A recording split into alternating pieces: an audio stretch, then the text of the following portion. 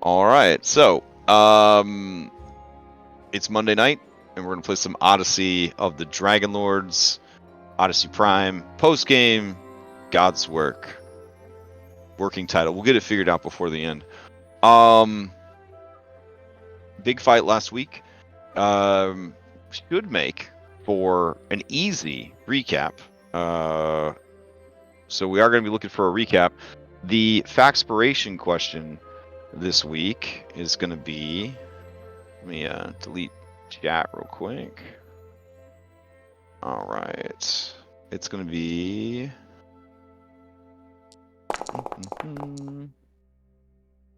68. All right. Question 68 asks, what would you like to be known or remembered for? That's a pretty good question. All right.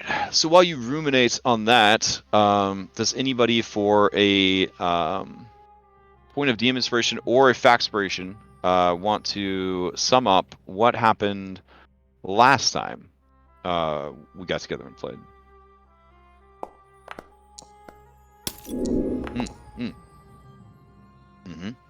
Or so you could take it. I roll the 1. Yeah. I don't need your pity. There you go. Good role play. Getting that. Yeah, you never leave Aresia. Aresia's in your blood. All right, Anna, the superior dice roller, besting the champion Reset. What do you got for us? Usually no one rolls. I don't even know why I rolled it. All right. So last time, Odyssey of the Dragonlords, we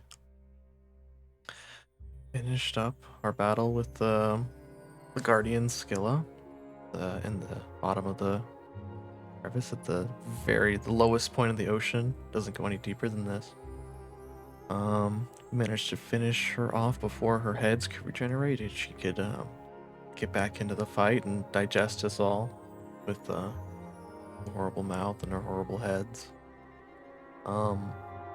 And as we kind of struck her down, even more paths opened up below her, which we followed until we came to just a small pit and of bones.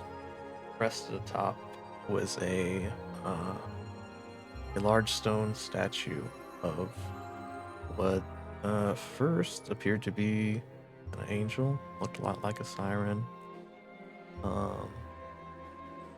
It was in a kind of a weeping or screaming kind of pose. All around him depicted is kind of the story of how this god or deity, celestial at the very least, Prometheus had led some gods away from somewhere else, and that's where it ended up being connected to the 8 gods that the sirens now worship in their city. Felt very sorry for him at the time. I did not know what to expect.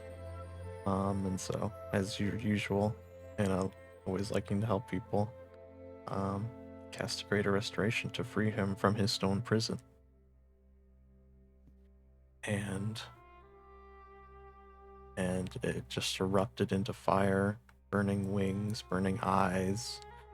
Some very intense music started playing. I don't know where Kyra got that one. Yes, a ridiculously long burning blade, and just started attacking everyone around him. He seemed to be in another place entirely. He just kept silently screaming and swinging at us. And at first we tried to kind of reason with him, or trying to get him to calm down or understand, but he just not would. He was turned out to be an entity of discord and destruction, and so we had to fight him. We could not let him leave this place. As the battle went on, the temperatures just started rising. It started boiling the bottom of the ocean, and soon we knew that we would not be able to withstand that for much longer, forever. So each of us did our best. I shot spells from afar, reset, swooped in and out of the combat using her protective aura, give us resistance to fire, so we would not succumb to his super omega fire aura that would flame us very quickly. He went through a myriad of forms, second being a sphere of metallic wings that protected him while he cast spells at us from it with inside, behind an incredible armor class. Wasn't much use against Cyrus, though. Cyrus really showed us what he is capable of. A lot of crits to bypass that armor. At one point, the orb of feathers tried to escape, and then Philippocles volleyball spiked it back down to the ground. Hypatia cast an illusory dragon, trying to keep it here. And just when we thought it was over, when we kind of sort of cracked that egg, so to speak, an entirely new form greeted us. One that is sort of reminiscent of what the Furies truly look like behind True Sight. Yes. Biblically accurate. And we knew that we needed to take him down as quickly as possible in this form because we would not be able to withstand it. It's just overdrive on everything. Massive spells, intense heat. But I think Cyrus, in one final barrage of claws and teeth, finally tore him asunder. And what now rests at the bottom of the ocean is us, small flame, and hopefully a path forward. All right, good recap. Do you want inspiration or a factspiration? I would like a factspiration, please. Interesting. Okay. I heard there's a Blitzball tournament coming up, and I really want to. That's true. I'll be back just a second. All right. Would anybody like to answer the factspiration question? What would you like to be known or remembered for? So, if you would like to answer, go ahead and roll a d20 into chat.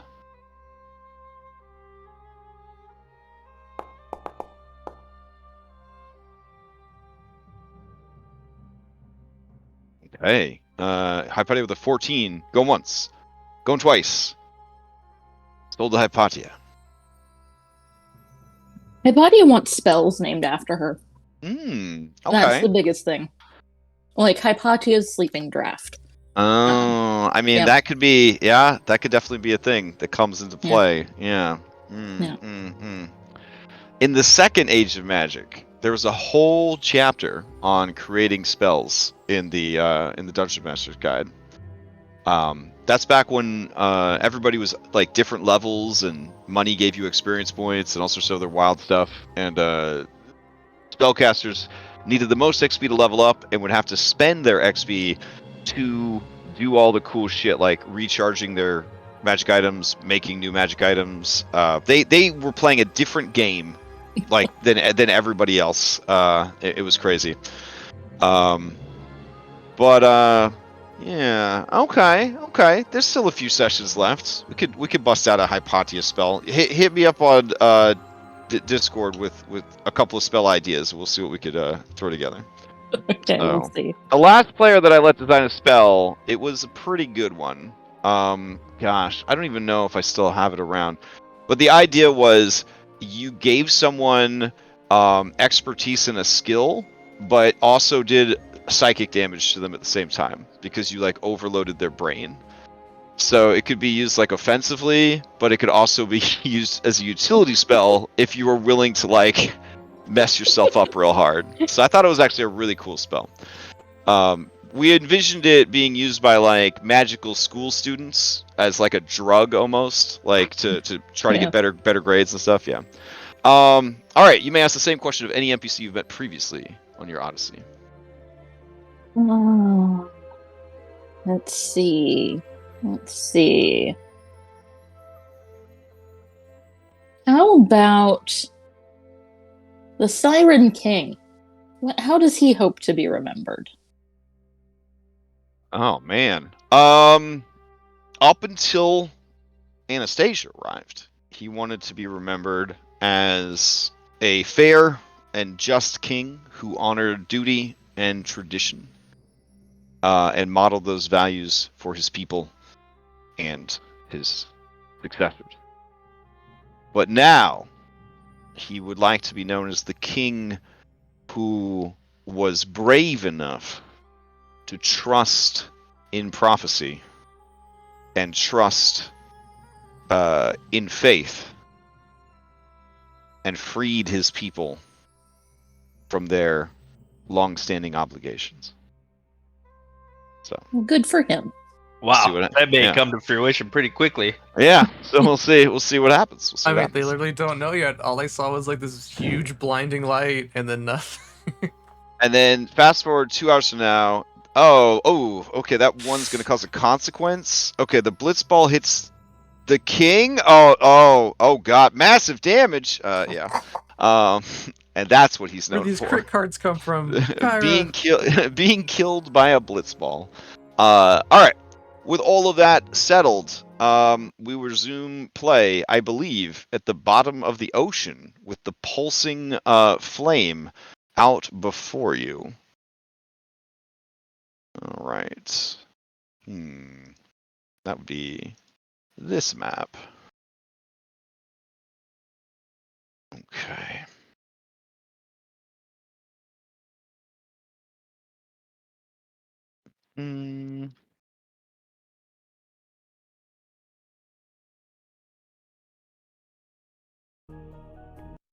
All right.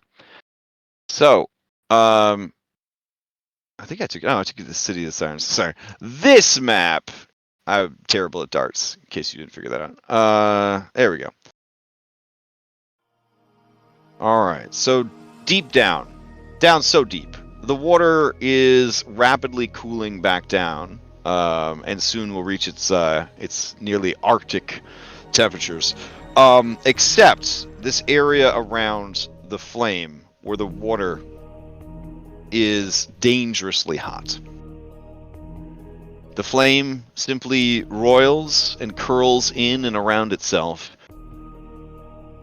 as if waiting, unable to be destroyed by the ocean, but perhaps it is contained by it.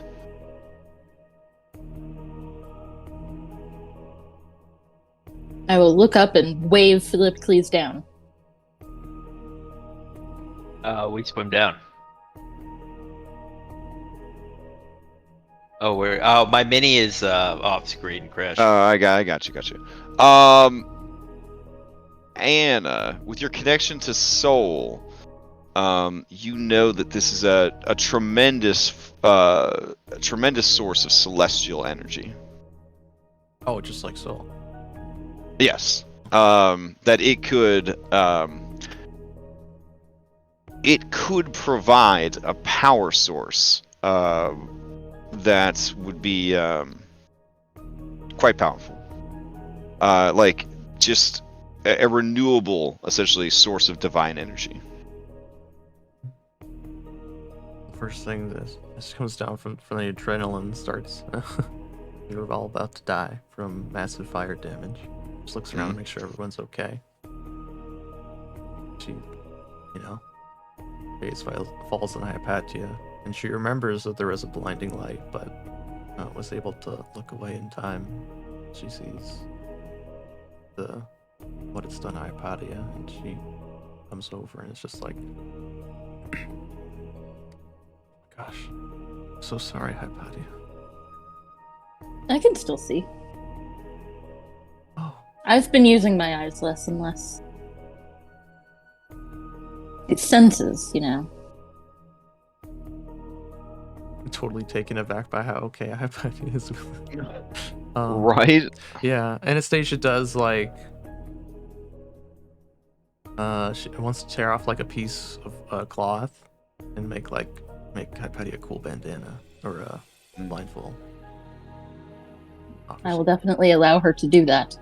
And I'm gonna reach out and like not touch it, but sort of,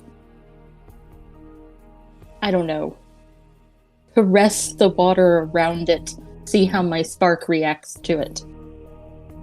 It reacts favorably. It knows, and you know, that should you take this essence into yourself, you would never want for fuel for the spark again. You would have the powers of a god without the need to bow down to the mulings of petitioners, without having to keep their favor. I also hand you your staff back. Oh, thank you. I'll draw back and step away a little bit and see if I can, I don't know, feel anything from Give me a wider insight. Yeah, give me an insight check on just the flame and the energy it's giving off in general. I do have advantage. There is a recklessness to this power. It would be a tremendous boon, but without the need for petitioners, without followers to serve and to protect, it may encourage a sort of recklessness, a sort of selfishness, a desire for change and disorder.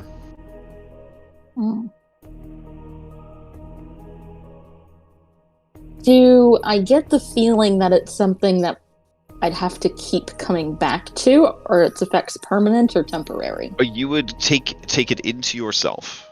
Okay. Whoever was so inclined to do so. You are unsure the effects it would have on a mortal or a person that did not have a spark to sort of feed that energy into. And it could not be split in any way? Shared? If it was, then it would essentially slowly diminish over time. It could not survive separated from itself. So it would provide essentially like the fuel for divinity until it slowly died. Like two halves of a worm perfectly cut, and neither could grow into a new worm. Essentially, they just sort of live on for a bit before they die. I will share with the others my investigations of the spark. I will tell Philippocles that I think, well, this could certainly give us great power, but it's also dangerous. It is the essence of the being of chaos and disorder that we just defeated. It may even be a way of bringing that harm back into the world. Maybe we could control it.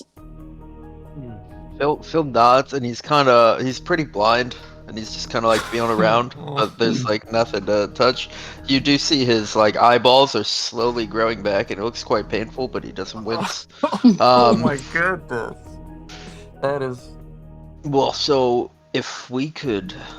They're like two little pearls inside an empty clam. That's so... And the salt water is just making it That's worse, horrific. you know? But he's like, I make alright. a cool blindfold for Phil too. nah. Make my eyes water over here. Unless you don't want it. I'm alright. I'm alright. Oh I'm alright. no! Then you draw a picture. Yes, Anna's just Unless like... you've got some kind of like goggles.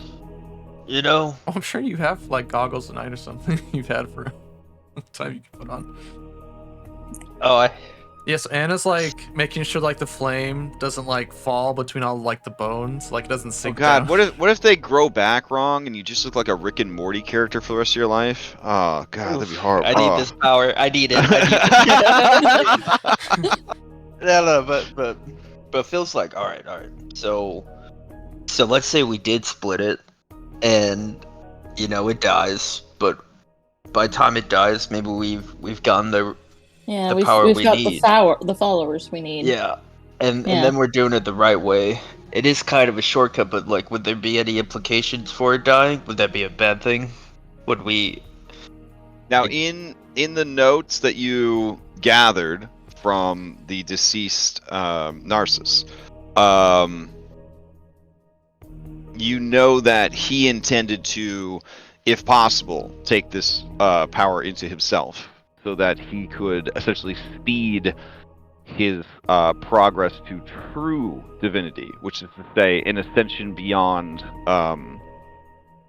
Thylea, and honestly beyond the primaterial and ethereal worlds. Like he wanted to go to his mom. So Oh, I'd like that power too. Yeah, I mean, I don't think it would.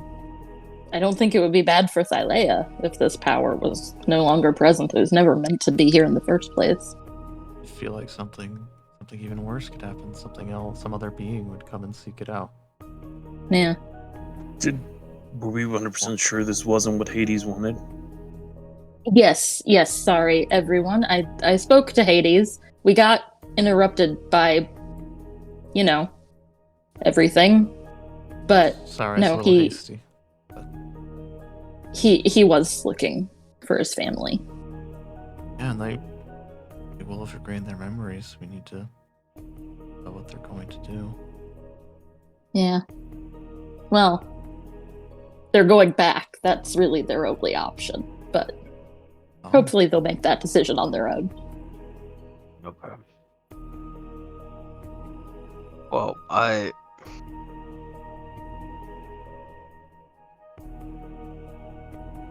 intend to take the power. Yeah. But I will share it with you, Hypatia, or anyone else that wanted it. Can I put my hand towards it to see how it reacts to my non-divine spark? Yeah. As you kind of have intent in so much as you are interested, give me a insight check. Oh, also, we roll a lot of like funky skill checks, right? Where it's like roll a dexterity investigation and things like that. That mod doesn't work in Foundry 10. But if you hold down Alt before you roll a check, it should prompt you to be like, "Yo, should we change out the ability score?" Oh, okay. So we still can do it, and it's actually probably faster than toggling it and toggling it back. So, okay. Cyrus, if you could come into chat real quick. Right.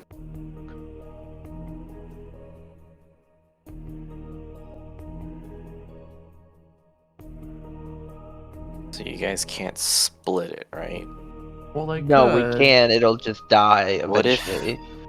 But What if you linked your souls together? And so it is one fuel for the both of you. like becoming. I don't know. Our a- powers are a little bit opposite. Yeah. Oh, yeah. Well, that's they're just it. probably We're like fine. checks and balance. We're like checks and balances. We could be That like would be insane Ratu if and you guys- Rava if you in guys did, like, a Avatar: fusion. Legend of Korra. A fusion Yeah. dance and like. Well, not like an actual fusion, but like, No, like, I demand there's a fusion. Aha! We Yeah. like touch fingers. I mean, you could do that and see if maybe the flame likes it. I picked Clee. No. I think it would probably be good to sounds- let it die.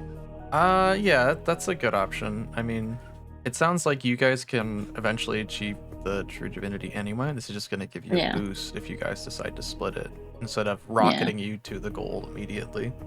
Yeah. Anna, could you come into secret chat? Sure. Hello.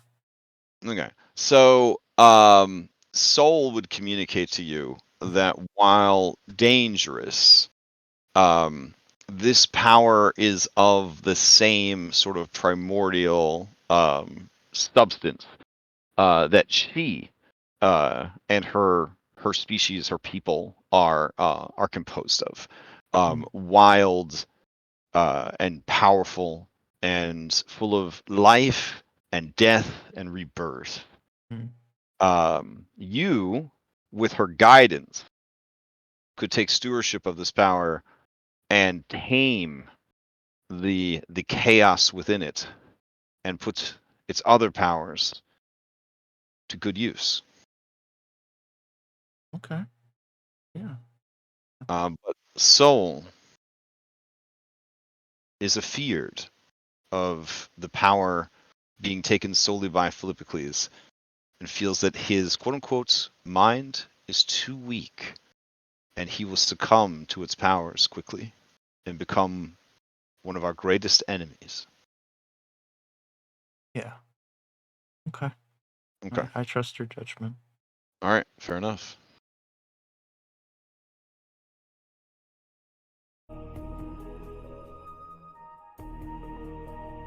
I was set. Flickering flames reflect in your eyes. Okay. Nothing. Nice. They look in the window of your soul and they see closed for business. So. Too many It can't, residents. if it can't Too many fire provide residencies. me any bonuses, I already have proficiency in everything I need. You mean everything? Any chance I can get a wisp of energy enough to get a wild shape back? I'm just fearing getting out of here. Just take a snort. Just like Sniff We it. gotta teleport. you Don't got worry, guys. teleports. You don't always have to be the public transit system. You're leading too far into the druid part now. You don't have to always be public transit Also, anymore. I still have my polymorph, so we can win a Oh, there you go. Except there's probably still some sea serpents and other agitated residents. which would love to eat a whale. Anastasia. Yeah. Well, to be honest, I would change into the alternate Cyrus form and try to command all the creatures in here. I still got my. I feel like they'll be my teleport, so sufficiently we're good. cowed as we exit. The, I think you're rift. about to have a lot more than that. Yeah. Well, Anastasia will speak up and say, Souls told me that there is a way that I may be able to temper this flame. And use the power. For good, it would take a while, but I might be able to help both of you. Explain. How long though? We're coming up against something. How do you both feel? How much time do you think you have? That's a good place to start. Well, I don't think I'm ever after the time on after Aresia with Wolflord. I don't feel like I'm dying anytime soon, but Yeah, I think we're okay there. It's just I'm think more we'll worried need- about what's to come. yeah, what we're gonna face. Mm-hmm.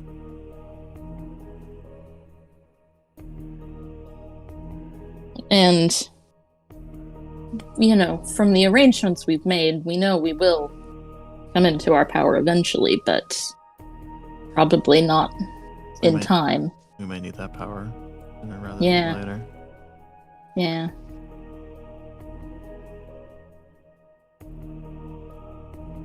Did you temper it with it inside of us?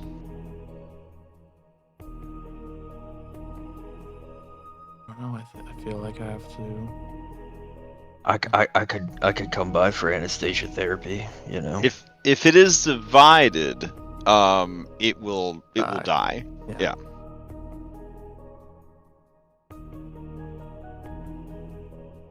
if someone takes stewardship of it, the fate of that person and of the flame is between those people.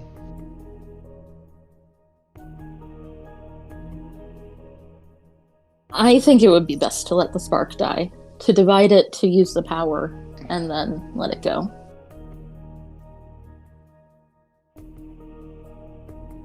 You know how long it would last until it died, hi buddy? That would really depend on how hungry your spark was for such power. If you aren't receiving enough petitions and prayers and worship, then it would go quickly. But you know, the idea is that it would sustain you until you could establish an influx of that stuff yourself. Yeah. I think it'll last long enough.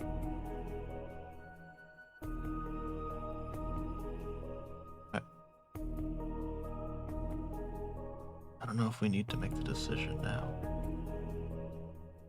Could hold it until then.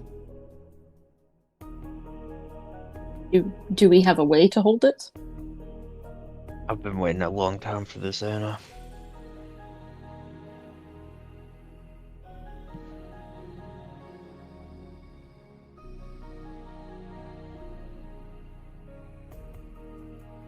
Well, there is also the issue of this is a very powerful source of divine magic, so inevitably creatures and beings who feed on that sort of power or need that sort of power will be drawn to it, since it is technically unattended. Yeah, I definitely wouldn't want to leave it here.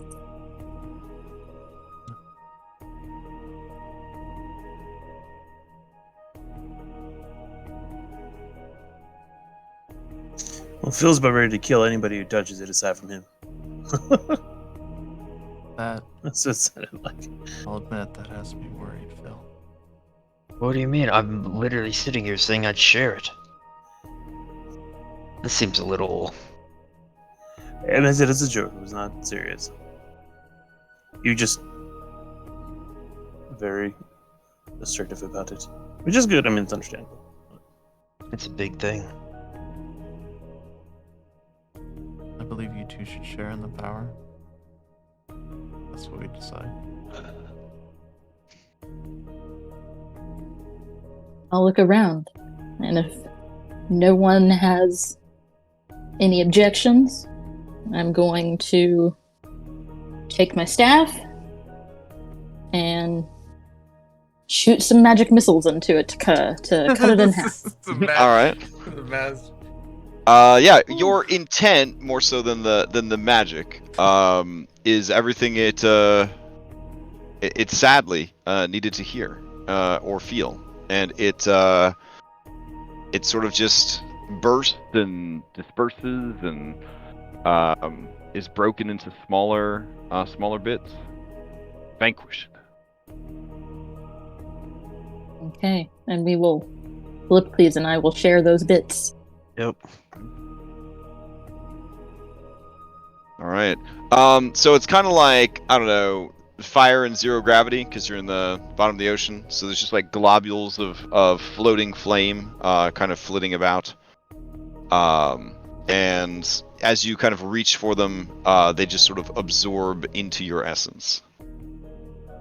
And for the first time in a very long time, you can ease up on the mental and spiritual exercises that your years or perceived years of training inside the painting have given you, and it is like finally setting down just weights or a heavy burden that you've been carrying, and you feel that you can finally breathe a bit.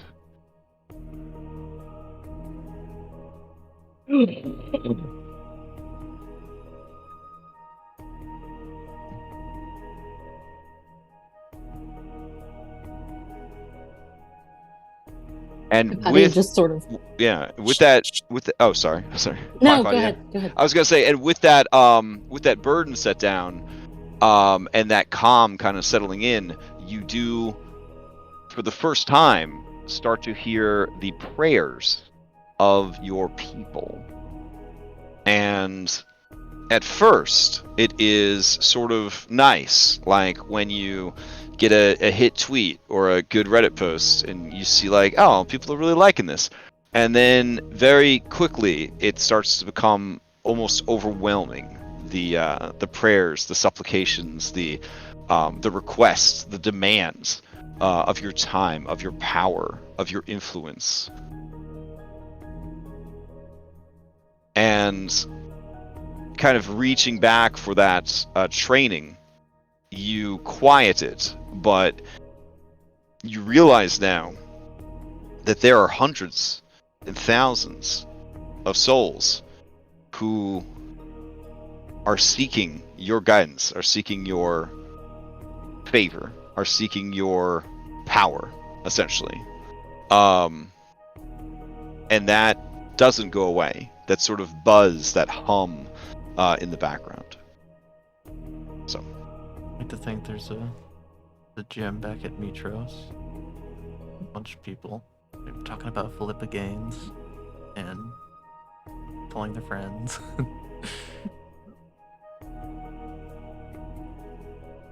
Just like in the back of her mind, Hypatia is sorting through them for the most interesting logic puzzles, and flagging them in her mental inbox. Archive, save for later. Yep. Nice. Wait till you try to sleep and someone sendings you. Stress. No, Phil is just like, the answer's protein. Protein. Get more protein. Eat protein. I don't know if he realizes they can't hear him back, but he's not very smart. I eventually say to Soul, I'm really sorry you didn't see it. Don't worry, that's never gonna happen. I mean, Soul is more relieved than anything. Yeah. This is one less loose end, essentially.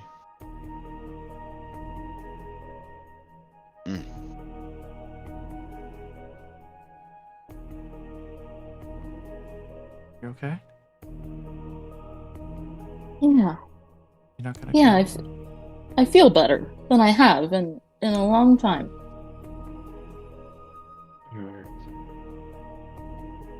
I mean, I feel like I'm not dying. That's good. That's a good feeling.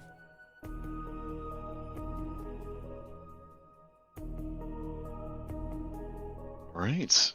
So you guys head back to...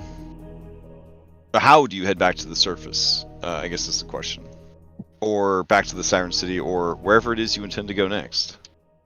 I'm gonna lean down and start picking up, femurs here and there and arranging them into a teleportation circle. Okay. And we're gonna teleport back to the city. Right. What if there's secrets under these bones? What if it really leads to the underworld? Or the other scenes?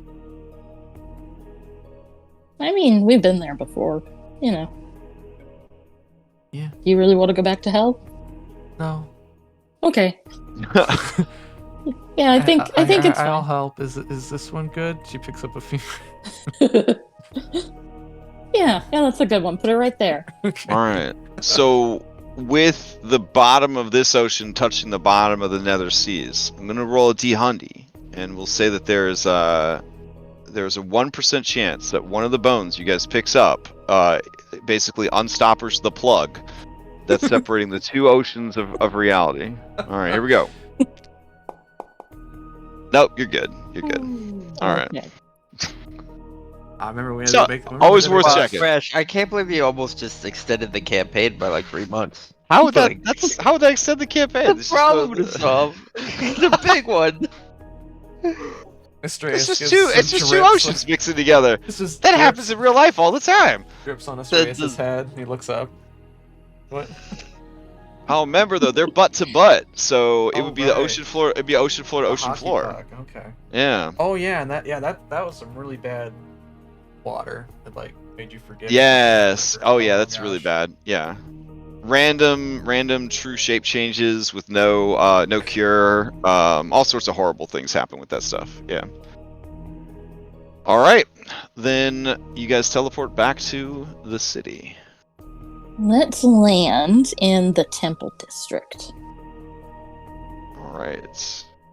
We're not even gonna show up outside the garage. I bet everyone in there is looking, and we show up over here. Let's see. Where are you guys? Oh, you guys are over here. Okay. Bloop. So yeah, you guys would show up in the Temple District. So over here-ish. All right. And let me change out the music. There we go. Who do we go see first? You want to go see Mother? I'm actually wondering if they're going to come out.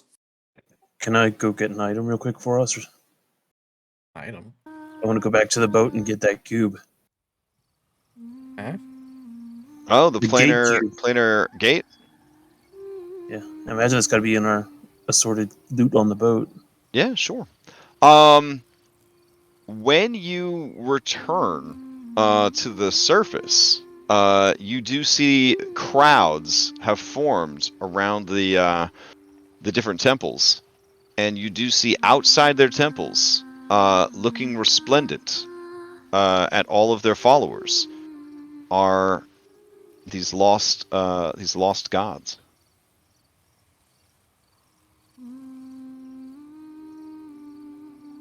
Well, we'll go into the center and wave them forward. Okay. I imagine with our speed buff, it won't take long to get there and back. Yeah. All right, so I will drop them all just in a relative circle around the thing. They don't seem to be near any particular temple so much as not floating, because, well, I guess you float in the water. Yeah, floating above the city, and because everyone can float, because everybody floats down here, the crowds are near them, near enough to bask in their divine auras and be awed by them. But not near enough to touch or interact with them, especially not this lady over here, the Great Hunter. And they are looking down at their followers, and they seem stunned by this turn of events, even though I believe the casting of a teleportation circle is yeah, it's only minutes to put one together. Yeah, so you guys have only been down there for probably about 15-20 minutes. It's only been about 15-20 minutes since the fight ended. Plus another 15 or so since Scylla was defeated. So they've only been kind of out and about for a little bit. As you guys appear poof, in the center of all of this, their attention turns to you immediately. And the Moon Maiden is the first to speak, and she cries out, "Philippocles, you have lived! My love and savior, you lived!" And she opens her arms wide to you, beckoning you to take come him. to her. I jump into him. All right. She smothers you in kisses and holds you tight. And she says, "Now we can be together, my love, and you can show me the world above and what has changed. And I can see my daughter with my own eyes again. You have given me all of this and more." And she says, "You are hurt. Here." And she kisses you and restores all of your health. Gotta be a big kiss. This is 320 health right there. She says, 320 health is as nothing to me. For the life force of creation is like spooling thread on the loom that we weave together. Oh, you speak great words. It was an easier fight than you'd expect. If he kind of flexes. Truly. I am surprised you were able to survive, in truth. You, I thought, would last the longest, but what you faced was beyond a mere serpent, beyond a god. Something else entirely. Something ancient. Can I tell if she's speaking about the Angel of Discord, or if she only knows about Scylla? I mean, it definitely sounds like she said more than a sea serpent, but Okay, yeah, I mean, okay. it wouldn't. Yeah, it wouldn't be a weird. 10 intelligence. Oh yeah, no worries. That's you know, that's Yeah, a we didn't go genius down in there the expecting a yeah fight with the the fifth edition flame. party. Yeah.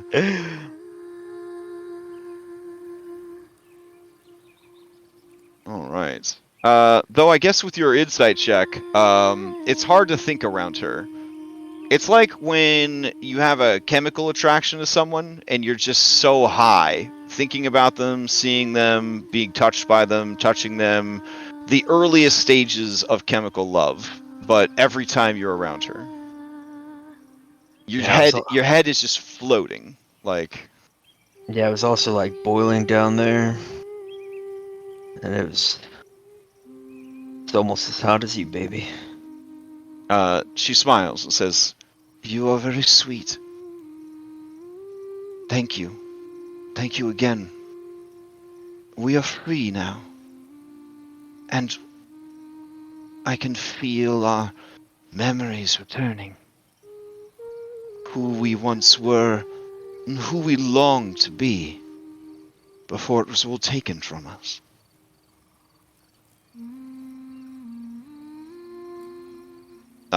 Cyrus, as you are like swimming back, the Great Hunter looks over at you and gives you a bro nod. Sorry, gives you a sis nod. She would never give out a fucking bro nod. So Takes it back. yeah, Corrects it. takes it back, puts one titty on it. There we go. All right. I'm gonna go up to the Pathfinder and ask if he thinks he can find his way back.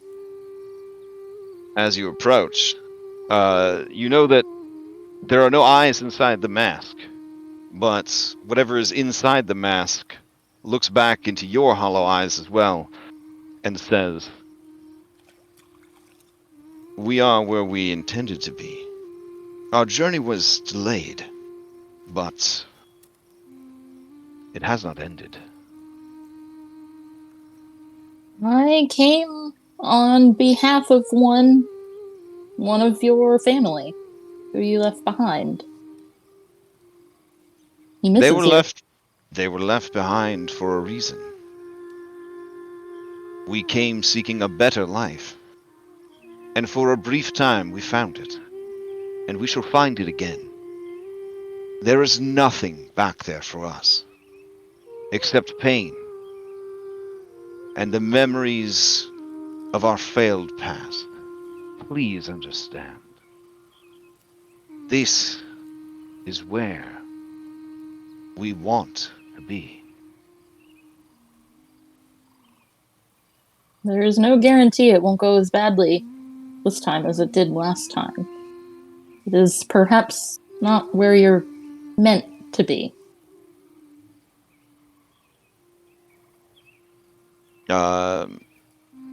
The mother of the sky and the sea, in your mind, so as the followers don't have to listen in on these conversations, says, "But you have slain Sydon, the cruel Stormlord who called upon his father's wrath to punish us.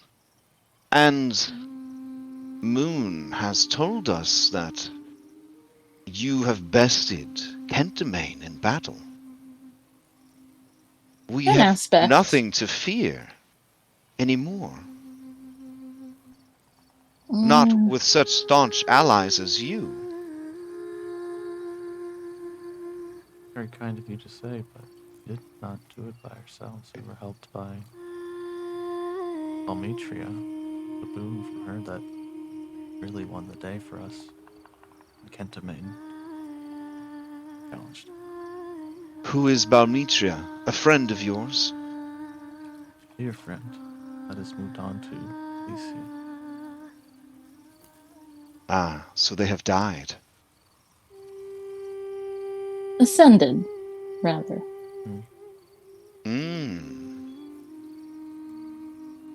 I see. I think the important thing. And in that tone, Hypatia, you hear a twinge of jealousy. Mm-hmm. What mom doesn't want to bring? Well, I will, at this point, hearing their intentions, sending to Hades. Let's see, I'll type it out. Yeah, assuming, I guess they're all talking in the mind of the state of the Pathfinder, you know. I guess the most important thing is now have the choice. Go where you wish to find those paths, or not.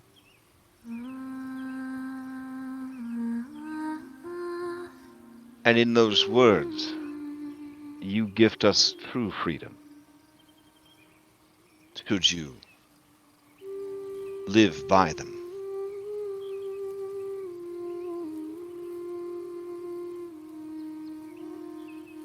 Oh, see, Hypatia, wouldn't it be dope if there was a Foundry mod where you click a button and then there's a word count built in for 25 words or less, so that you do exactly how many words you had, and then you hit send it, then it sent it to chat with like a fancy background or something? Oh man, that'd be so cool. That would be cool. Let's see. I love the well. Well, we're alive. That's well word your for family's word. is coming home. I love it. That's definitely Hypatia text. All right, hold on. Why are they mad at me? It's bullshit.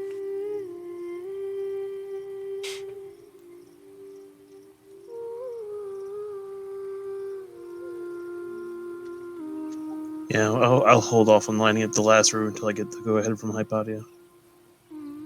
Wait, what are you trying to do?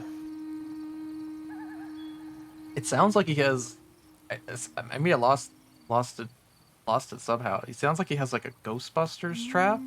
That's gonna send them all back. That's gonna send them all back to Hades. And I don't remember where we got this. Probably from Hades himself. I know I'm pretty sure we got it from Sydon's vault. But Really? Phil is grappling the Moon Maiden, and will not let her go.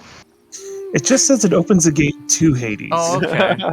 Yeah. So, You will not Ghostbusters suck even my if woman Hades- away.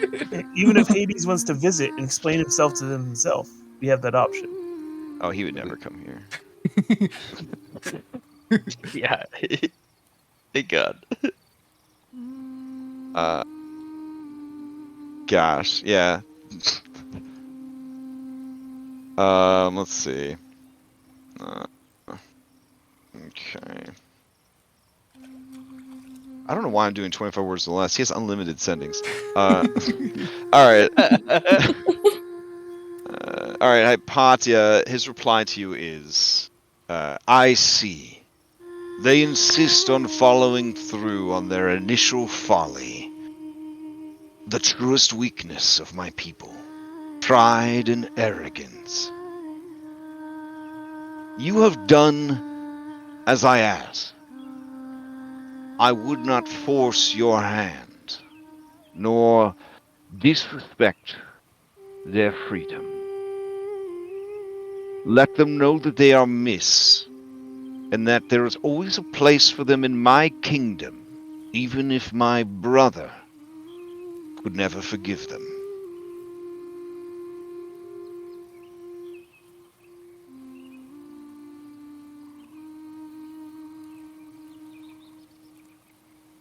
I will look back and forth between the Pathfinder and the mother, and I will. Did they impress you as the two most responsible ones? Is that what's going on, or? No, not really. It's just they're the nearby They were the ones. closest. Okay. Or, well, I suppose I would float up and wave the others closer and say, I have a message from your brother or uncle. And then I will pass on Hades' words.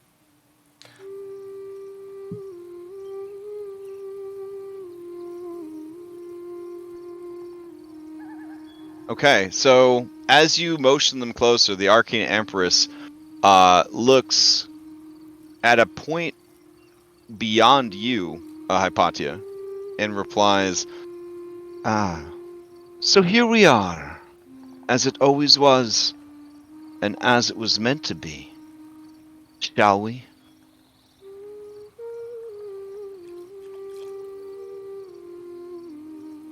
And then she sort of turns from whatever she saw behind you, and she looks at you and she says, oh, too soon. And she comes closer.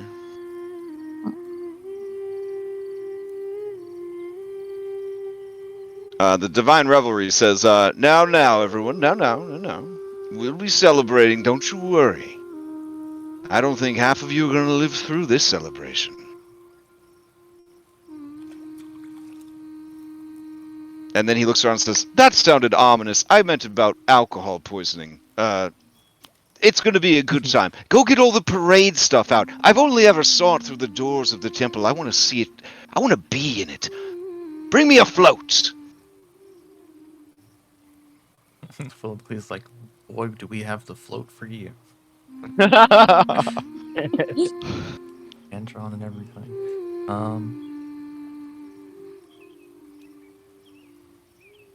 Alright, the Moon Maiden seems hesitant to approach with the others.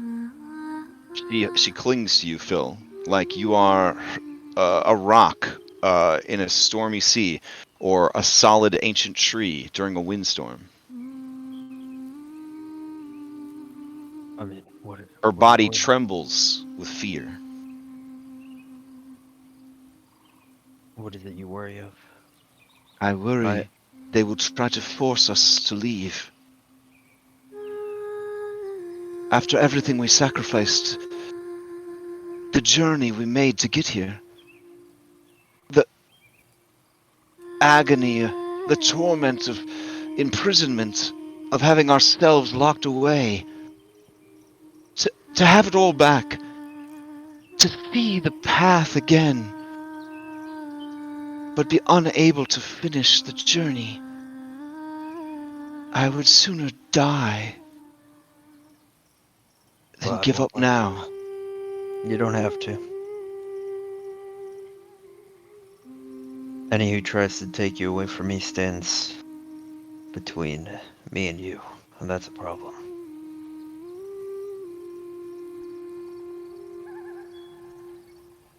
All right, so this guy says, the Lord Strategist, he says, so what do you have to say? What is our fate now?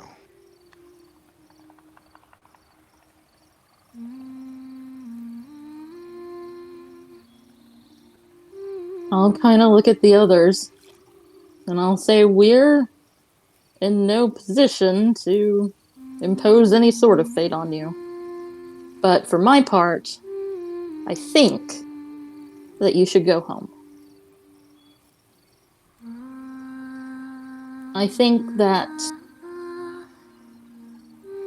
well, I don't know that you will truly be able to find a home in this world. I don't know if this world will let you, and I don't know if we could stop it.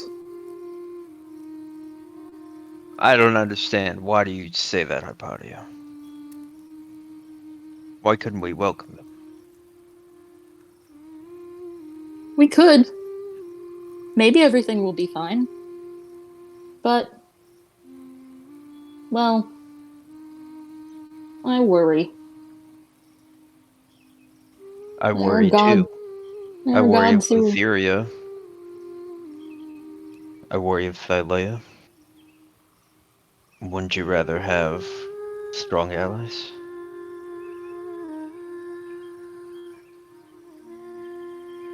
would. I feel as though they've done a good They job have of people here. what they've done. What was taken from them was not their fault. Hey! Not to interrupt! The name's Forces, and let me just say, let me be the first, just like I was the first to be visited, to thank you. You freed us from our prison.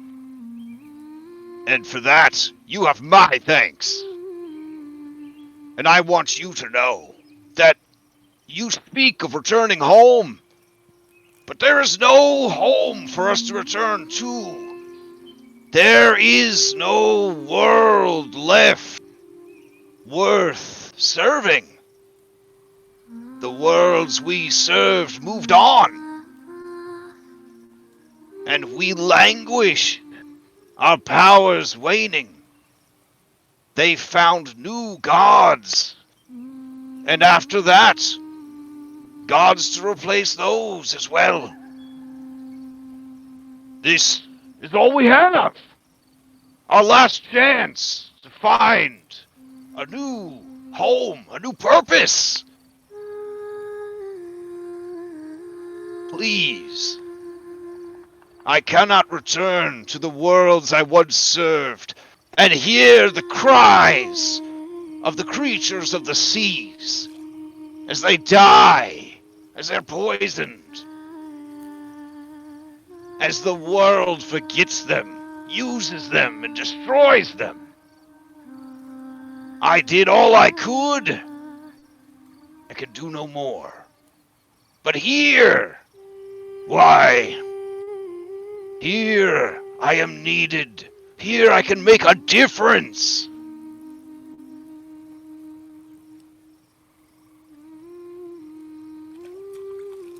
And then he sort of swims backwards a bit.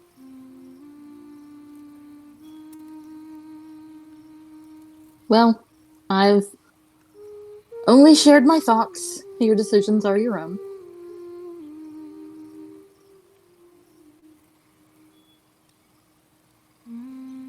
Yeah, I think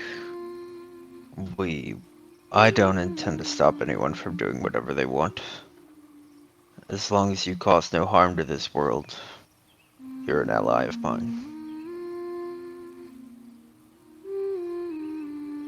Suppose this world is sorely in need of balance.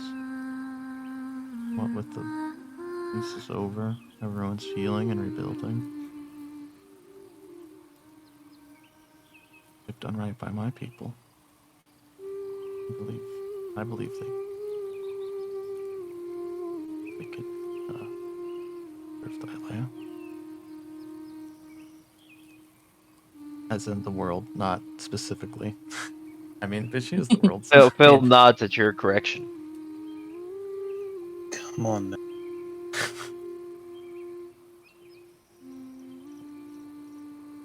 The two things are one and the same. The sooner you accept that, Philip, please, the better.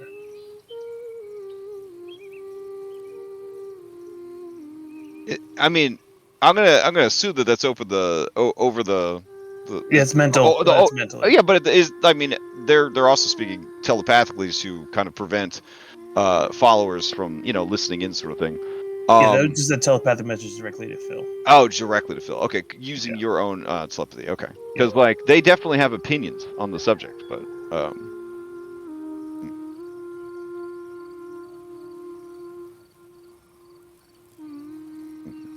All right. Well, the Lord Strategist is eyeing all of you, and he says, "So that's it then. We are wanted back." You are. But there's no gas. There's no force to it. You're not imprisoned. Can you run the details of this message past me one more time? Yes, some time ago we visited one Hades in the realm that bears his name. Ooh, he makes a smile, but it's I hate that guy's smile. Well, he tasked me and my friends, but mostly me, with defeating 8 false gods and returning his greatest treasure. It seems, I smile a little bit, the false gods are, in fact, his greatest treasure. He says, and the others sort of chuckle, and the divine revelry is near hysterics with laughter, and is almost wheezing for imagined breath. The Moon Maiden even, I guess she kind of laughs softly as well. And then the Great Hunter says, "Well, my uncle sure takes his time opening up about such things. I would never have thought him capable of loving anyone save his wife." He seemed very lonely. He says you are all welcome in his kingdom, no matter what his brother says.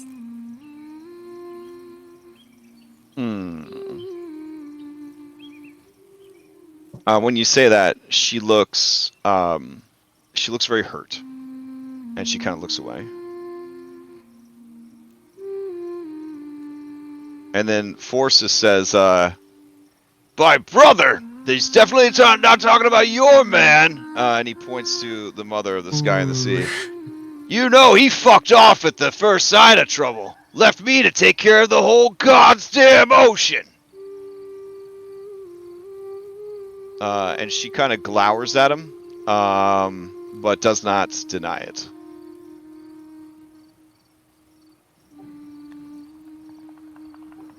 Cyrus is gonna have put 2 and 2 together. Wait, so does that mean we met your father, grandfathers, Kronos? When you say Kronos, they all diffen.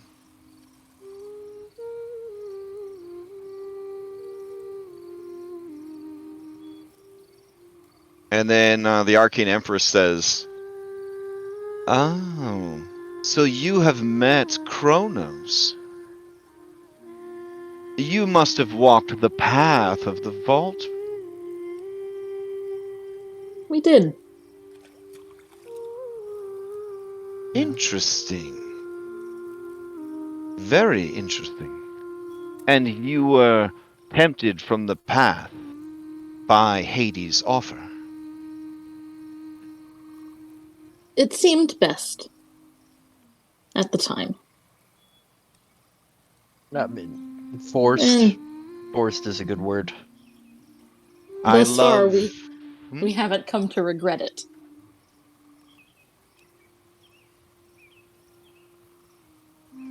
Wasn't the solution we needed. Lord Hades is very wise and very crafty. I am tempted by this offer. There is no time limit, though, is there? Doesn't seem to be. And then Lord Stratus just looks at the Arcane Empress and says, "You would call off the path that we swore to walk together so easily?" And she looks back at him and says, "I do as I will. Lord Hades has ever been kind to me, and Persephone is my closest friend. I miss them dearly. To know that their home is open to me, I can feel the path shifting beneath my feet. I have much to think about. And this world ill needs competition for the goddess of magic. The Medusa would be in a state state of jealousy that would prevent her from good work, should I remain. But we'll see. Yeah, I'll message Patty real quick and like, they do seem stronger together as a pantheon. Would you take her place? This is to Hypatia. Oh, yeah, okay. We'll see. I'm grumpy after what she said. I'm determined not to show it, but you're definitely better than her, no matter what she says. I'm Hypatia. grumpy.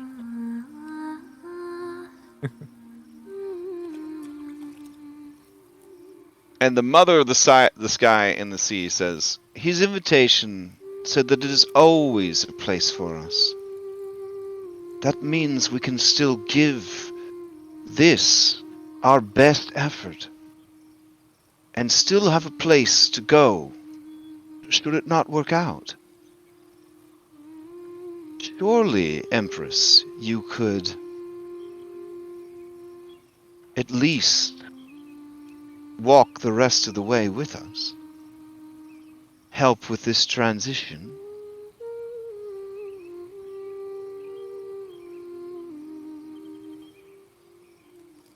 And looking off into the far distance, like towards the chasm, she says, a world of our own, where magic has not died. Take me there.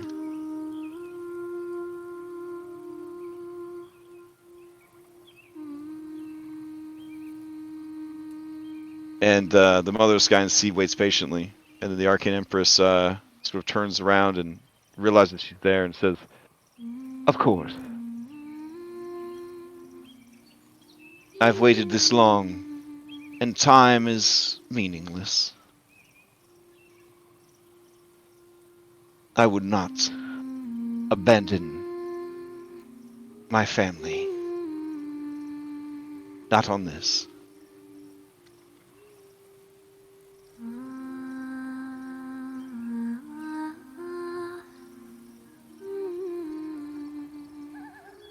And then Forces says, hey, wait. Were we supposed to be using these secret names still? And then you see Lord Strategist kind of pinch the bridge of his nose. And he says, yes. There are power in names. And he's like, oh, right.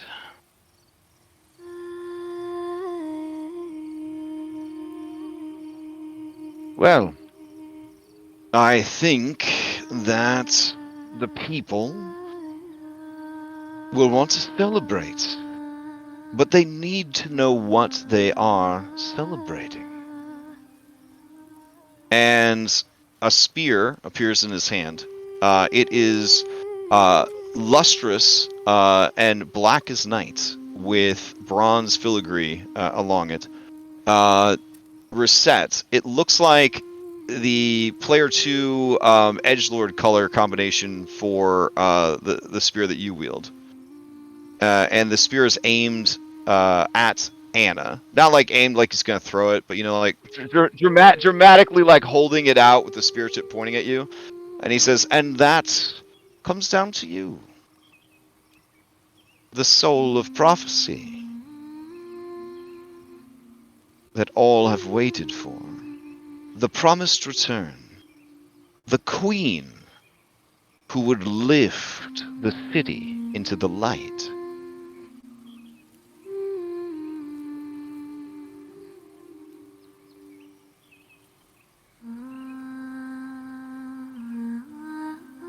I'll look to him and nod at all of them, see kind of gauge what their reaction to that is, the other gods.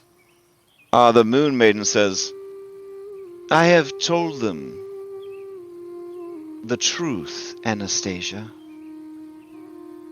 You are the last blooded descendant of the ancient royals of the celestial city.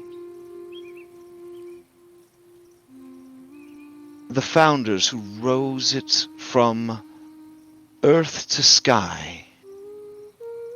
The power to restore it has always been yours.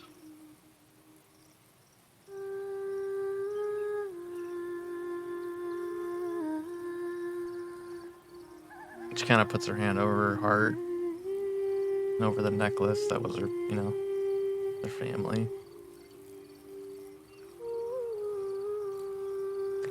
I need some help.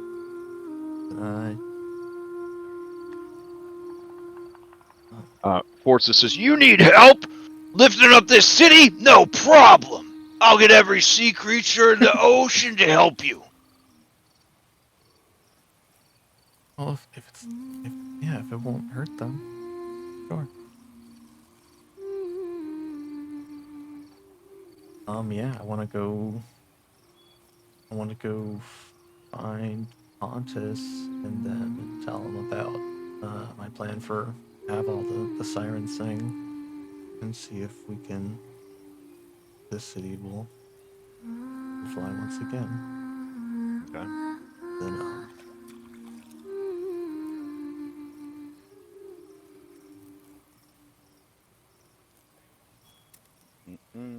All right. I'll go ahead and get that ready real quick. You could prepare your speech. I mean, you have a speech prepared, right? I mean, you knew you were going to be successful, and you've been ready for this. yeah, for 3 years I knew. Yeah, no I'd pressure, no pressure. And have a speech ready.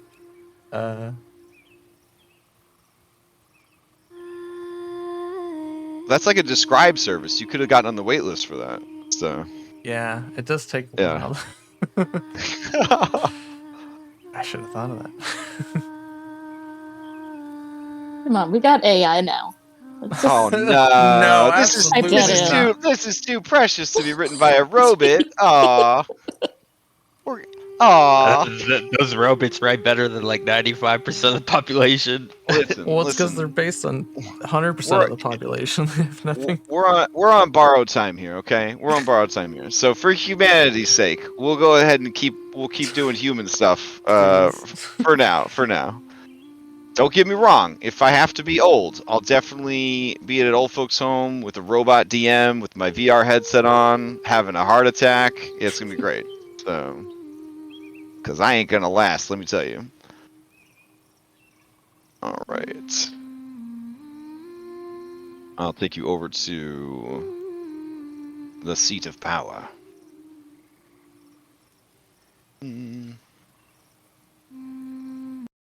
All right. Let's see.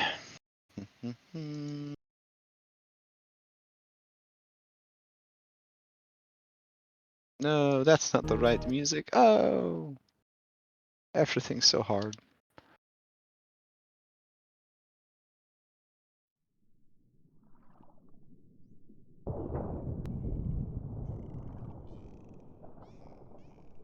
Okay.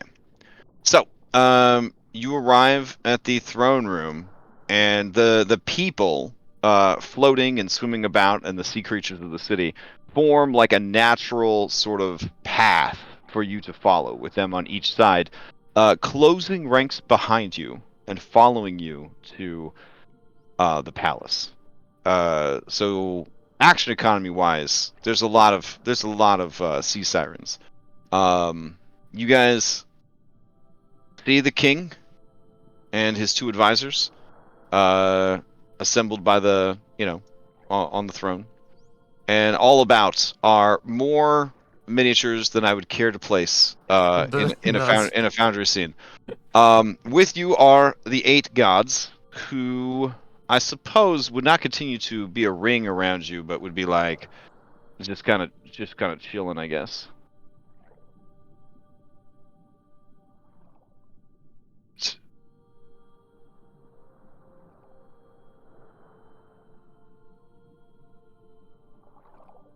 Okay. and the king, he just seems to be all the people seem to be overwhelmed to see these deities out of their temples and all together and with these outsiders from outer space. It's just a lot. It's just a lot to kind of take in.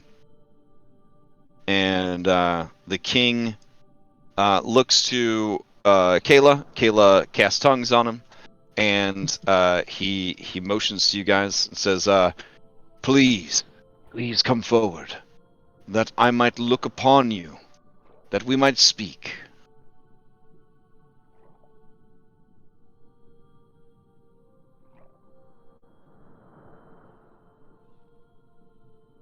All right. So Anna, as you approach,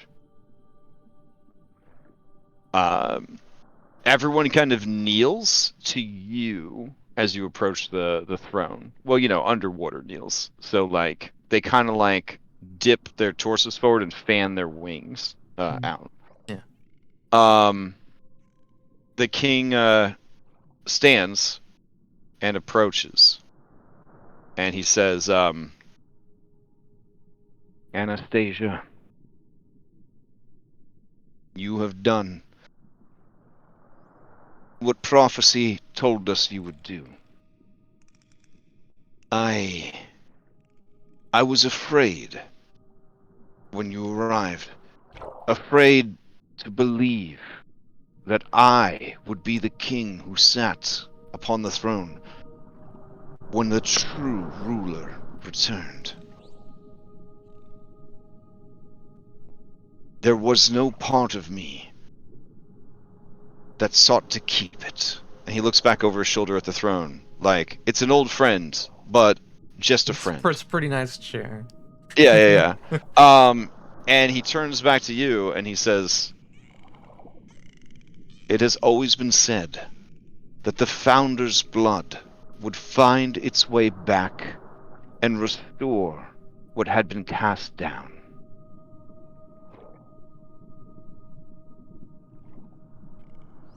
And that blood would tell." And he kind of touches his hair, but like looks at you. Oh. A red siren from the skies descended to the depths to free us and raise us back up.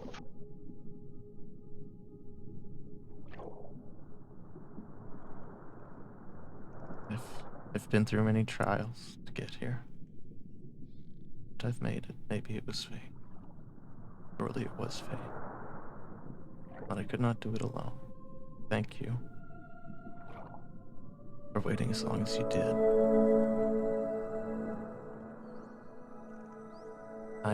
And then I realize everyone is staring at me. Mm-hmm. And then Anastasia gets a bit of stage fright, and then she kind of scans over the crowd, sees Kyra.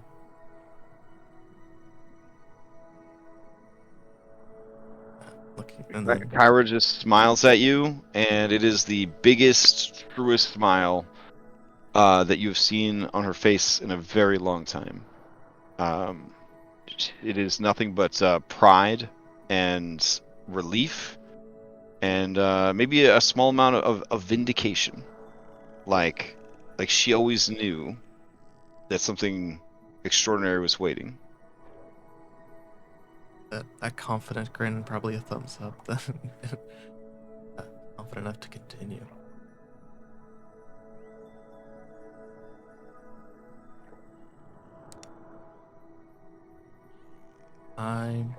Ever since I was a little girl, dreamed after the stories of our people, of this city, and I'm sure many of you as well.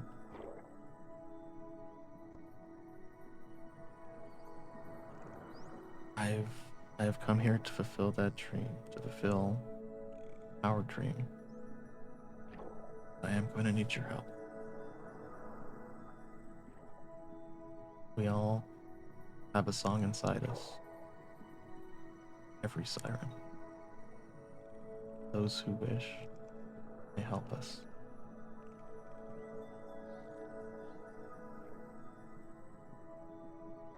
I strive to bring us together into a bright future, and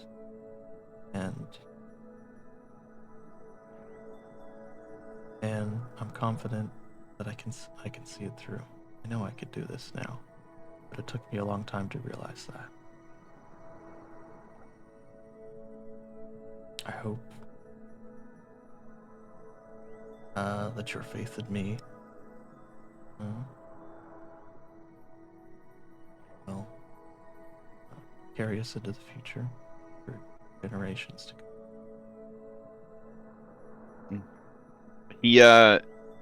He leans forward and fans out his wings in a bow before you, and he says, "What would you have me do, Your Majesty?"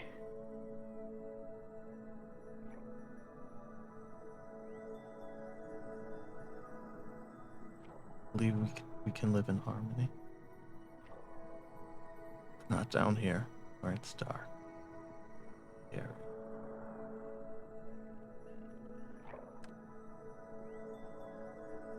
I need you to sing, Pontus. I need all of us to sing that song deep in your heart that's always been there. Together, raise this city. It has to be true.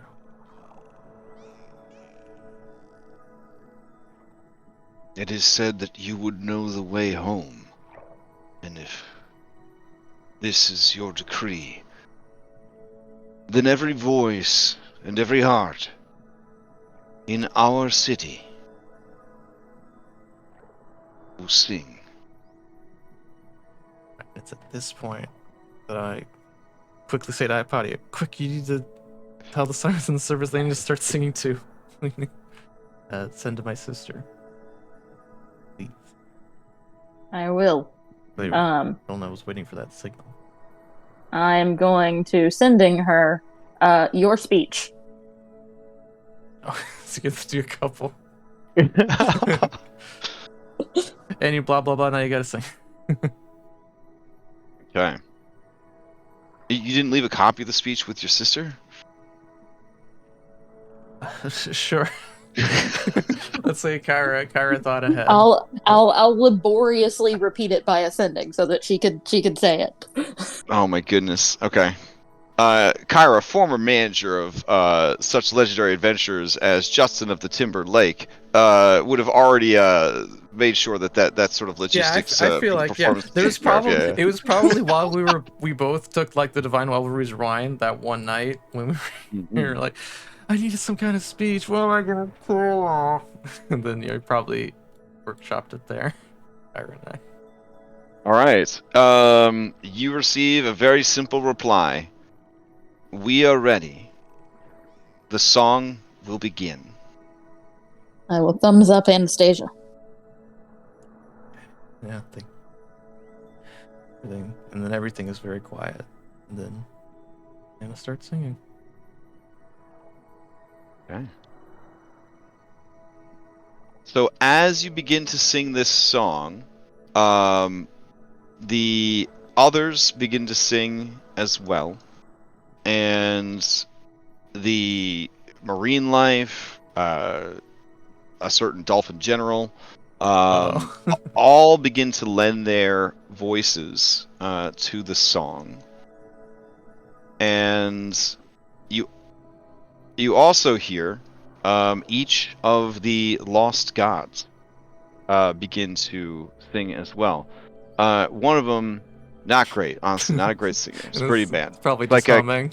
It's like a cat, and no, unfortunately, this is the kid that thinks he knows the lyrics, but has never actually heard the lyrics before, so he's just predicting, like, autocorrect, like, what he thinks the next lyric's going to be, shouting them very loudly.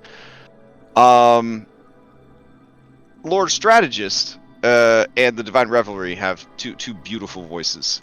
The Pathfinder's is adequate. The Mother of Sky and Sea is beautiful and melodious. The Arcane Empress just kind of dialing it in, honestly. Yeah, it's just like conducting. And Phil, the song brought forth by the Moon Maiden is exquisite to hear, and to be so close to her as she is singing, you feel the fibers of your being thrum as if they are the strings of a great harp that she is playing. As the music seems to pass directly through you, amplified out into the ocean to join with the songs of these people and the songs coming from the surface. Bullbug's a great singer. So. Oh yeah. I mean, I don't want to give everybody's report card on their singing, No, but it's fine, it's yeah. So yeah, like everyone who is able to or capable of begins to sing. Anyone who is worried they do not know the lyrics, there is almost not even almost, there is a supernatural quality to the song, and it seems that the intent matters more than the lyrics, that the willingness, that the desire is what truly matters. And so, as the song is sung, you start to hear off in the distance the grinding of stone against stone, the shifting of mountains of sand, the cracking of long dead coral formations, the gasps of the citizens. The currents themselves begin to divert and change, and at Forsus's urging, mighty beasts and monstrosities of the deep come to lend their aid, riding buildings that look like they're going to topple, pulling separate pieces of stone back together that they might not be left behind. And slowly, things begin to rise. Waterfalls of sand begin to pour down, and then mixing with the ocean currents form swirling clouds in a myriad of colors as they're dragged and drift away from this phenomenon.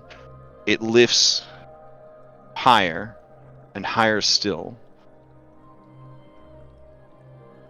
And as it continues to rise, that feeling like there's a single thread that has been sewn between each voice, back and forth, overlapping, forming a sort of net that has wrapped itself around the remains of this city and pulled it closer together, and then lifted it slowly and carefully, not dragging it so much as carefully aiding its ascension.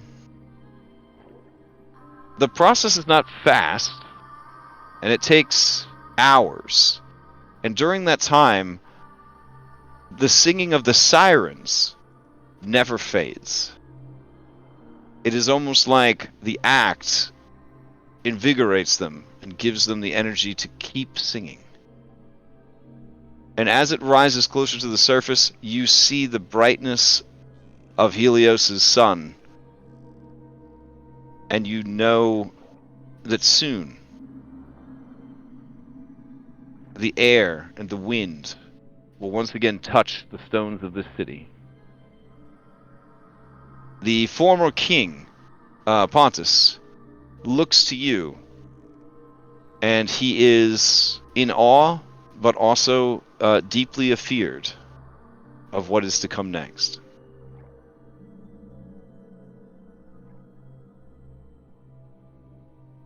And then, all at once, the first spires of the city begin to kind of rise up, and logistically, you're very happy that the fleet isn't completely destroyed.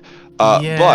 But this was a sort of unforeseen difficulty here, as many of the ships are now lifted up with the city, becoming beached in the unused streets and rooftops as it continues its journey towards the surface. And it is here, Anastasia, that you feel you must choose. Does the city stop and float here on the surface of the waves, or does it return to the skies?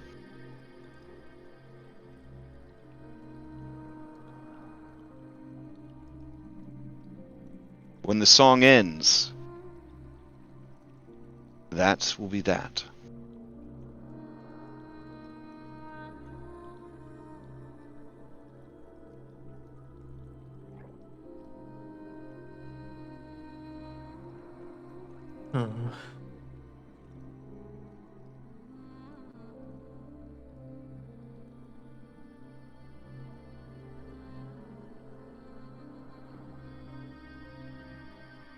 Did the city would it never move again? Essentially, yeah. I mean, you're accessing like old school, like 12th level magic kind of stuff right now. Okay. I mean, never is pretty extreme. Like you could certainly find ways to change things later, but in this moment, I think you in must this decide. moment, in order to bring them both together, I think it would be fairly crappy if all the sea sirens that are totally adapted to the water, if I just took their city away from them by floating it in the air. I think there needs to be a balance. So I think we'll rest it at the surface. The fact that you could have pulled that serious dick move and didn't, that's the kind of agency a lot of games don't give you. Do you know what I'm saying? So, but yeah. Okay. So with a single look and at the king and gesture of your wing, the singing stops. And the people gasp and look around and breathe the surface air and feel the wind upon them and see the sun in the sky above. And there is a great cry, just a sort of like keening sort of scream of joy and fear and everything excitement. all at once. Yeah. Yeah. And many of the sirens, the sea, both sea and sky alike, just pass out from exhaustion.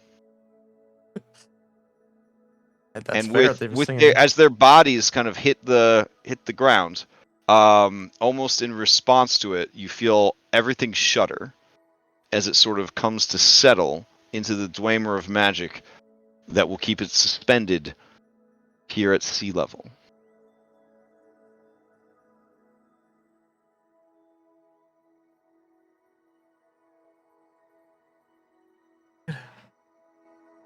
Jesus. And Kyra screams, we did it, and runs to you and pick you up, because secretly high strength score. Dragon. Spin you around, toss you in the air, kiss you, points at everything, and then enters like cocaine meth excitement levels of talking too fast to understand, pointing out all the things, going over all the craziness that you guys just went through, all the things that you endured, just a mile a minute, everything she's held back, trying to be quiet and respectful, and not get in the way, but man, she had a lot to say, and she's saying it all at once right now. Yeah, she's going, and then kiss, and then calm her down for a second. Now, Dolphinius is a little embarrassed here. So he's like kind of skidding along the ground, and he's like, well, you've done it. I'd stay to celebrate, but well, you know, I breathe air though. Do you want some help? No, I'm fine. And he just sort of like belly slides Eventually along the finds, like, a street. slider or something. Eventually finds a gap Pocket. in the street and like dumps himself into the water. Hmm. All right. I look to all my allies, and you've never seen Anastasia this happy, and the warmest smile and gratitude that she can express for helping her get this far.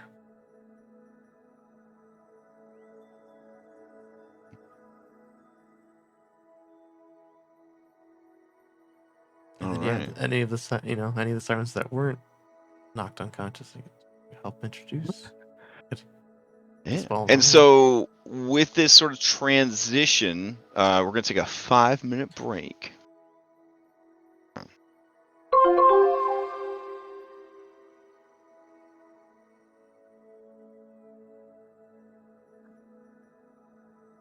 Congratulations.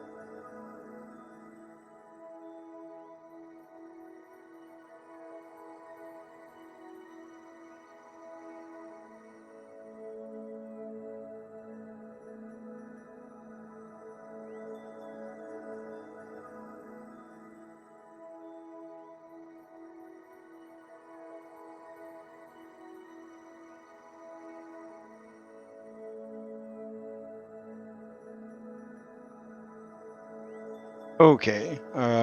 So. Yeah, with all of this happening, obviously there's a great change, not just in this region, but also sort of in the world, like the broader, wider world, such as it is, and the sirens of the sky and the sirens of the sea sort of look upon each other for the first time in a very, very long time, if ever, honestly, because they have said that those who left for the surface never returned. And, like, as far as you know, like, this city was rumored, but none ever truly saw it. Yeah, it's Uh, forgotten. Yeah, so there's sort of this sudden merger of cultures, and all of them sort of look to you, Anna, for guidance and for support, and just what comes next, what is to happen to them, and yeah, there's just so many questions that are needing answers, and yeah, I guess I'll sort of like pass things over to you. Let's see.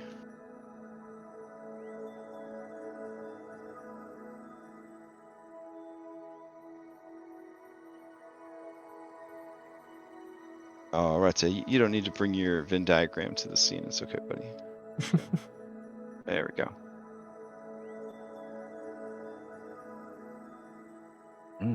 Oh, I remember this dude. Yeah.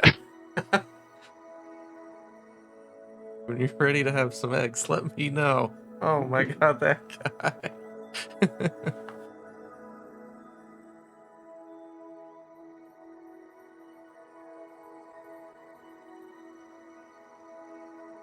So yeah, what now, guys? But yeah, there's, I just feel like first, just let it, kind of proceed. There's no answer to what's happening, other than to kind of support it. Obviously, yeah, I would go reunite with the sister, and everyone was waiting for me on the surface, and introduce everyone. There's a moment where I remember something, and I go because there's gonna be a lot of stuff happening. I go to the mother, and say, it's a lot more comfortable, up here. Not that it's not bad down there, but I sort of need to live in harmony. But you have someone to reintroduce to you. Probably remember. And then yeah, she'll go to her chest and draw forth this flame that becomes soul. And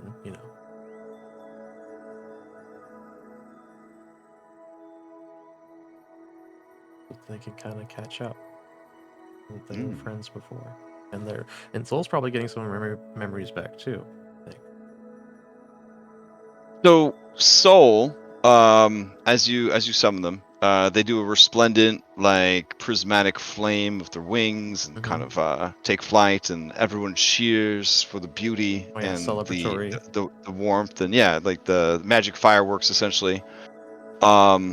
And you see recognition on the faces of the 8 gods.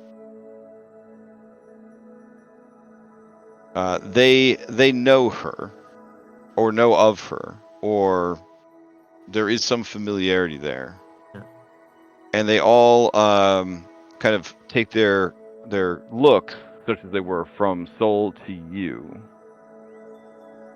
and they seem thoughtful. And Soul says, I remember their arrival here. Their hearts were broken. They had given up.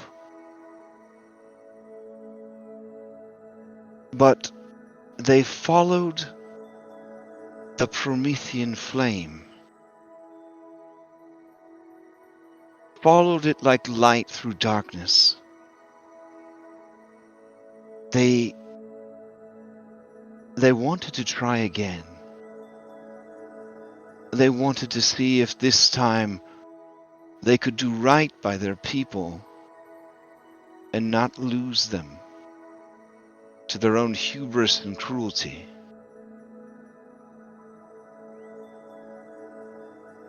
This was before I learned kindness from you, Anna. And I cared not for mortals or their concerns. I simply felt anger on their behalf that any mortal might turn away from the divine. I greeted them and shone my light upon them as they took their first steps into this world.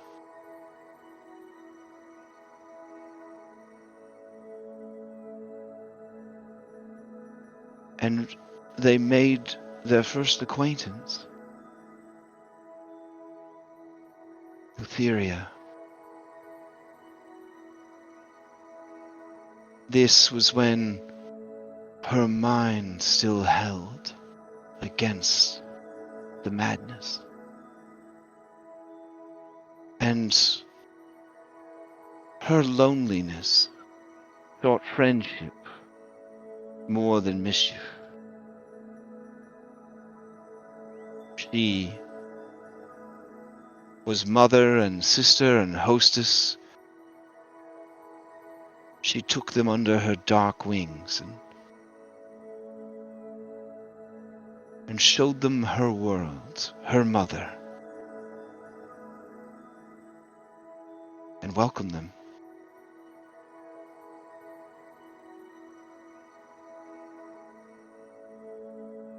But it did not last. The stories you have heard are true.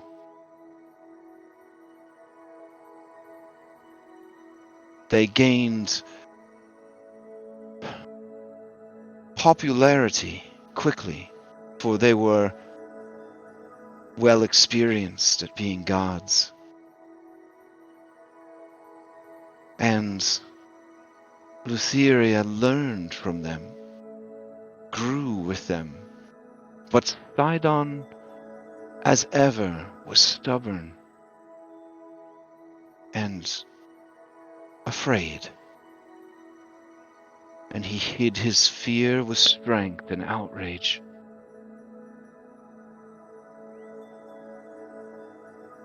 And he called upon his father's wrath.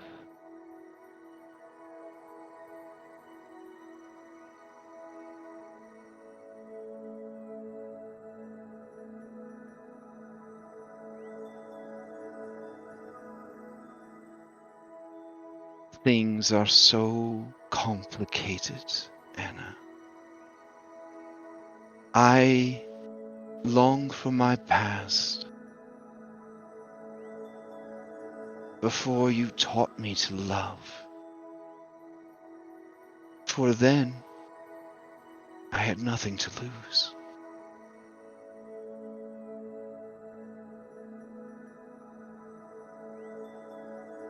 And she lowers her head and just kind of like presses her beak into your hair, starts like preening your hair and your feathers. Mm-hmm.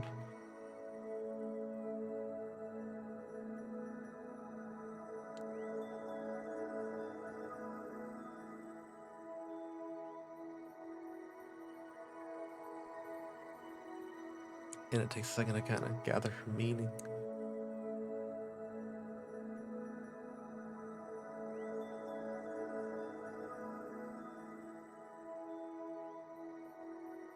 And I run through kind of run my fingers through her kind of flaming feathers, you know? But it doesn't burn.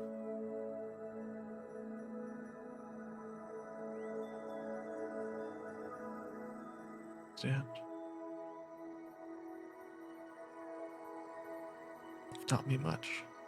And you saved me, too.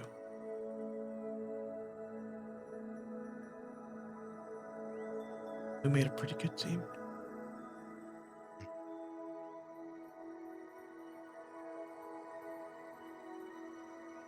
We are changed, you and I, forever.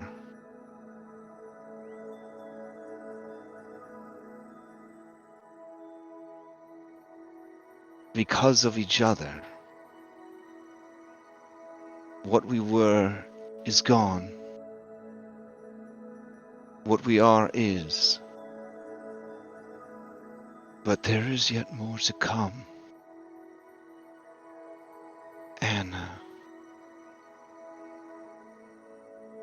I have been the sun that rises over this sleeping god. And I have had that power taken. And she looks to the flaming chariot that is the sun, like far off in the distance. Mm-hmm. And I have relinquished that power to one whose journey to worthiness was bathed in blood and treachery and sacrifice. For he freed me from my burden. All have a part to play. A part they must play until they are set free.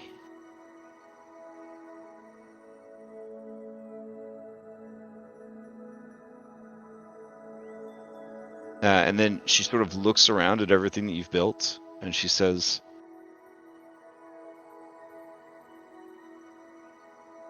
I ask my friend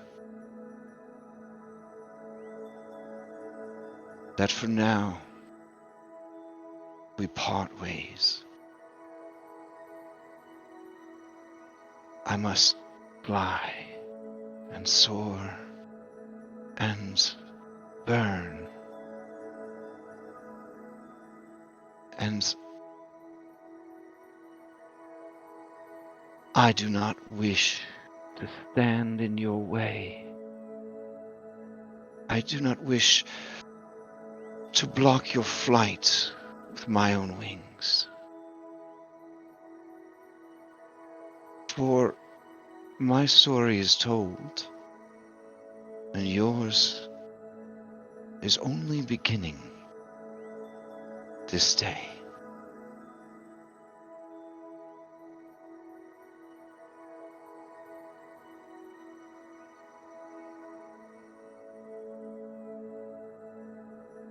To think that you were ever truly bound to me. But I appreciate your word. We are bound with power beyond magic. And that is why I ask for your leave.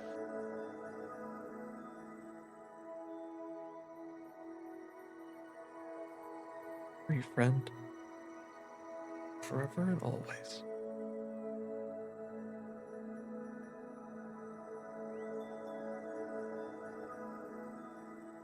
Alright, and then blazing up good, she wraps her wings around you, pulls you in, and then fans them spectacularly for all onlookers. Shining not as bright as the sun, because that'd be pretty bad for everybody around her, but pretty bright. And then brighter and brighter still as she flies off towards the scientifically proven flaming chariot that is the sun, to join in its path. And within a few moments, it feels, you look and see a smaller sun trailing behind the first for the rest of the day.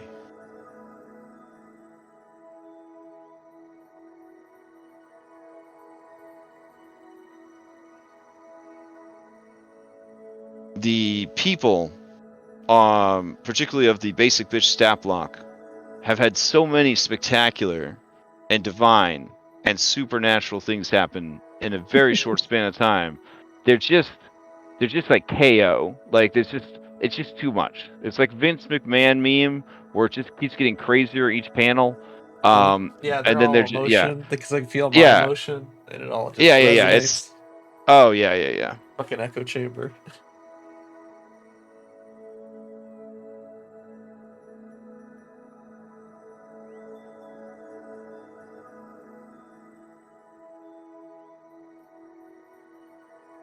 Yeah, The Arcane Empress approaches you, Anastasia. Well, she doesn't approach. Sorry, she appears. yeah.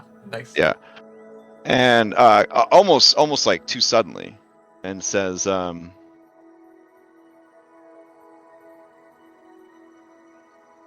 "You have done much, but look around.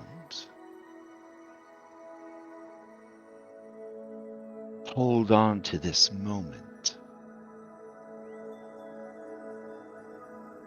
This is the light that will see you out of any darkness."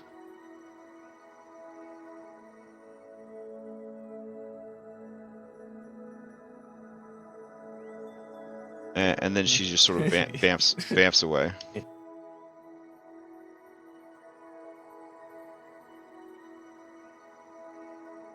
Yeah. And Anna wipes the tears from her eyes, and everyone who's still awake and conscious. Time to celebrate. Not time for tears. And so spend a lot of this day just introducing the sirens, introducing my sister and everyone to the Pontus and them, and telling them everything that happened down there. And I feel as though there might be a little trepidation from the harpies that came to see this all. And I want to make it abundantly clear that they're not. They are absolutely included in all of this, even though they might at first not feel it, or feel that they don't belong here, because they absolutely do. There's no difference.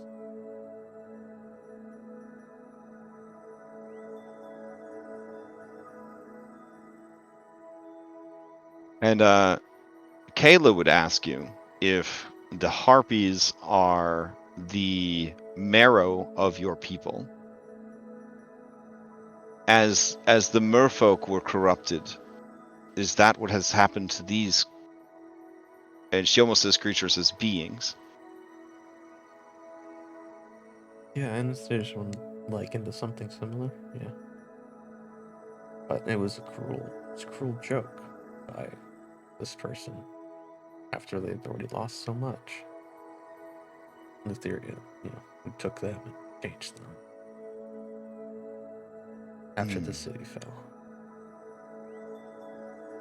She kind of stares out at the harpies who did come, because many would not have come. And she says, "The ones who have shown themselves, my queen, are trying hard to master their monster. Would not your monster help them?" And she motions towards Cyrus. Yeah, because Cyrus has always talked about how the harpies are welcome in his city. So yeah. Oh yeah, they got a whole bunch of harpies in his city. Yeah. Yeah. So as if broadsided by this thing for not the first time, but being shown I'll definitely ask Cyrus to help me out in this.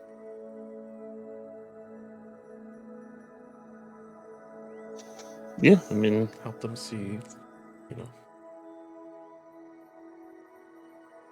So you go down there and crack a few heads to get it all started. We can.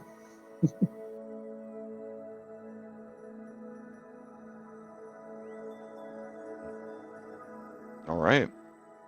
So, as you guys are having this discussion, you smell fragrant flowers and ripe grapes and sweet wine and other things that are somewhat appealing, but also very carnal. And the divine revelry approaches you and says, "My queen, now that all this has been taken care of, parade?"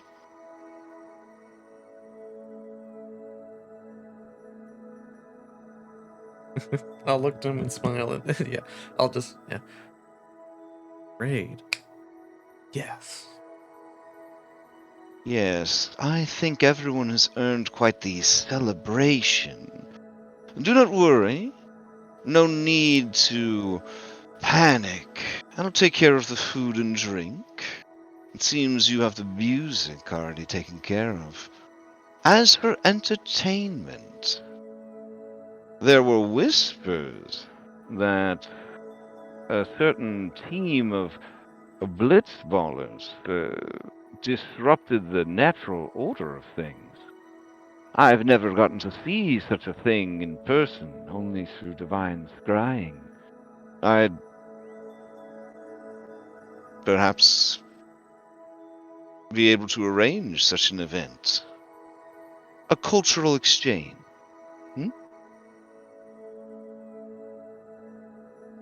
As Anna's about to say, yeah, that sounds like a wonderful thing. Kyra just bursts fire in her eyes. Like, rips off her toga and has her landlubber's uniform on underneath. Yeah, yeah. It's like, I think that's a great idea. Boo. Right. Yeah. All right. What better way to the dawn of a new age for the sirens? Maybe they combine the rules. I assume the bird sirens have their own little game. Maybe we. It's surprisingly similar. Not Quidditch and Blitzball have quite a few things in common. So, but they are willing to sort of watch this spectacle and learn, and then using their power over the ocean itself, and also an abundance of magic. Some members of the Lost Pantheon would essentially raise up a sphere of water. Yeah. Yeah, I'll go to Hypatia. yeah. Like, Hypatia, do you think you could? Is that like possible? And then Right, and then you see off in the distance they're just like raising up this like sphere of water and like getting stuff set up for it. Wow. All right. So the camera would cut to the Moon Maiden. Her arms around Philippocles, watching all of this happening, and she says, a sporting event. Will you be competing, my love?" I mean, I can't really say no to competition. It's not in me. Nor can the Lord Strategist. I'm sure he would be eager to test you in a friendly competition. He spoke highly of the one called Reset. She is brilliant and a good sportsman. Yeah, she's good at everything. Perhaps. But to be good at everything does not mean to excel at everything. I think that there are certain things none could match you in. Phil gives her a sly wink, cracks his back, and says, "Oh, I guess I'll go play this game. Will you play, or will you cheer?" I guess it will depend. And she kind of gives you a smile that is mostly just content. All right. So, Queen Anastasia, a couple things you got to do. The people the sea sirens continue to just call the city our city, for they do not actually know the name of the city, but have felt that it would be wrong to name it. Do you name the city? Hmm.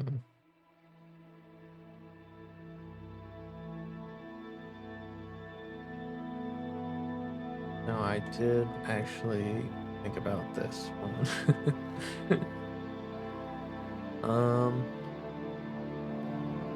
I think since I know what it was called previously,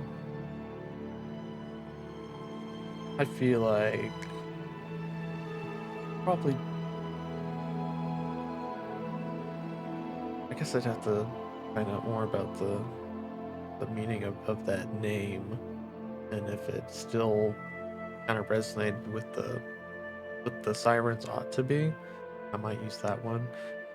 But if I feel like, this is kind of a new age for the sirens, I think we probably need a new name.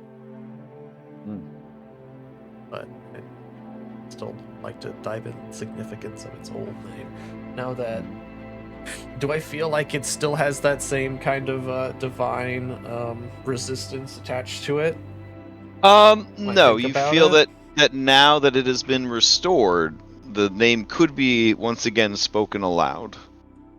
But would it have any meaning? Is the question, I suppose.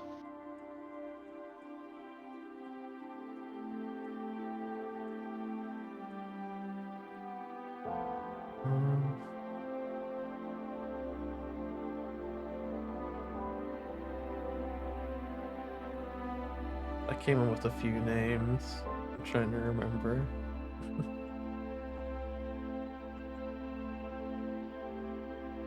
So as you are thinking, Forsus is in the background, like directing all of these like crustaceans, and they're like basically with the help of like squids and octopi, like propping the buildings up, and then the crabs are sort of like making like a mortar out of their mouth slime and like sand and like fish guts, and they're just kind of like sticking the buildings together. It's probably not up to code. No, we'll definitely have to. Yeah. Obviously, rebuild the city a little bit. I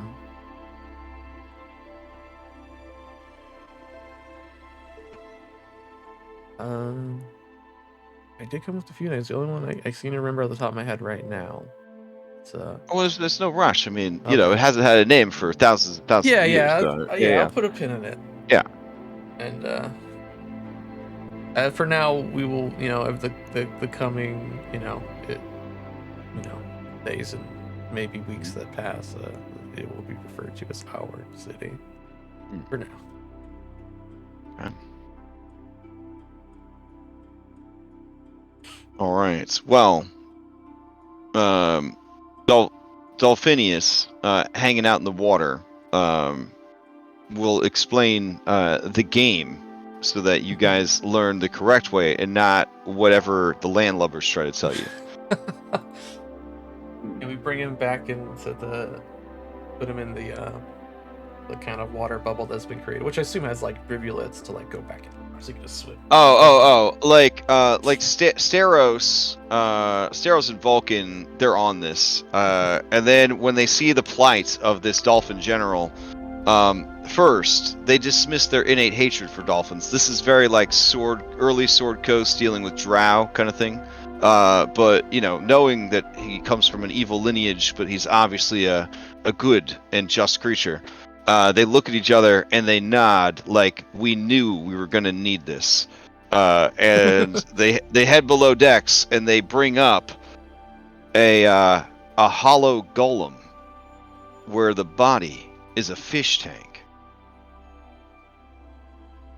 And they show it to him. He seems unsure of it at first. And then they kind of explain the situation, and he seems to get pretty excited about the idea. And as he sort of goes into the little fish bowl, the legs kind of rise up on the golem, and the arms begin to flex and move. And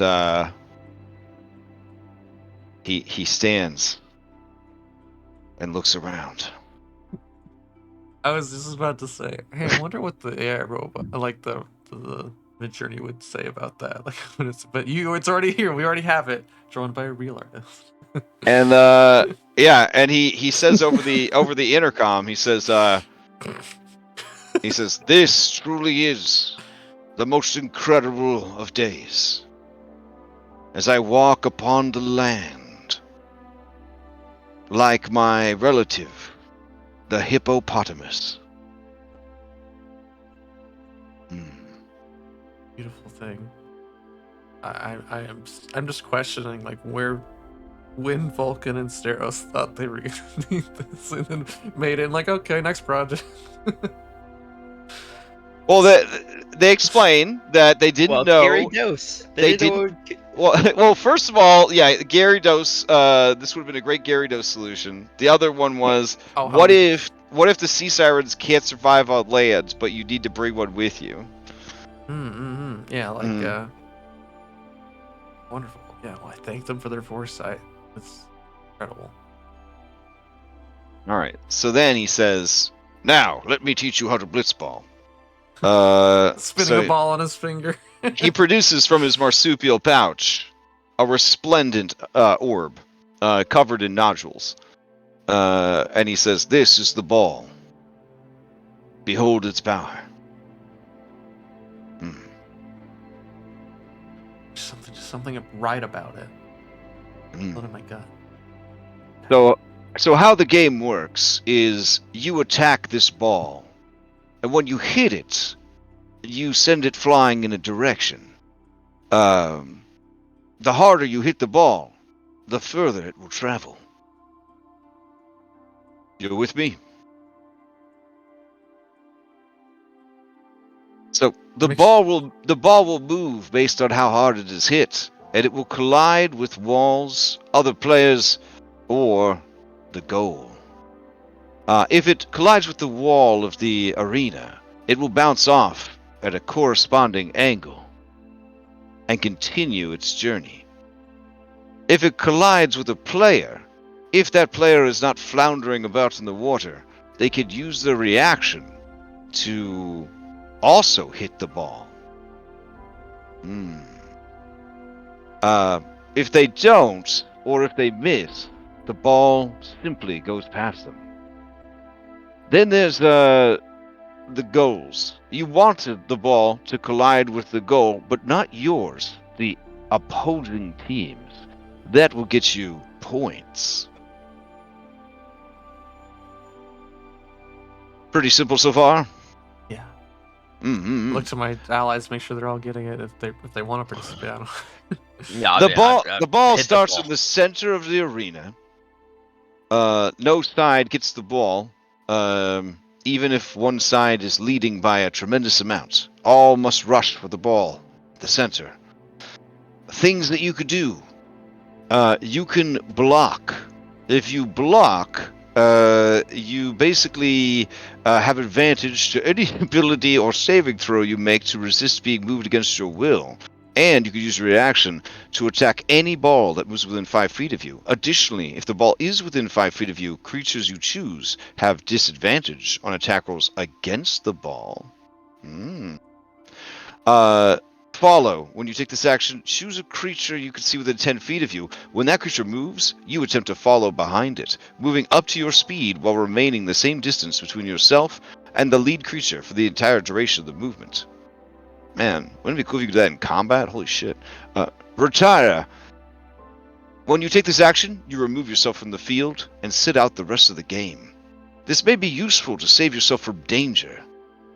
Or if you could no longer help your team, you could use this action to retire an unconscious player within 5 feet of you. Tackle. Performing a tackle is a special variant of shoving a creature, and can be taken in place of any attack you make with the attack action on your turn. You make an athletics check with strength, with advantage, contested by the target's strength, athletics, or dexterity acrobatics check. If you succeed, both you and the target are knocked prone in the target space. And, should you deem it appropriate, there are rules for gladiatorial blitzball. For in most games, you may only attack the ball, but sometimes we have gladiatorial matches where the players may attack each other as well. And sometimes these gladiatorial events allow the use of spellcraft. You are the queen, and I will leave it up to you to decide.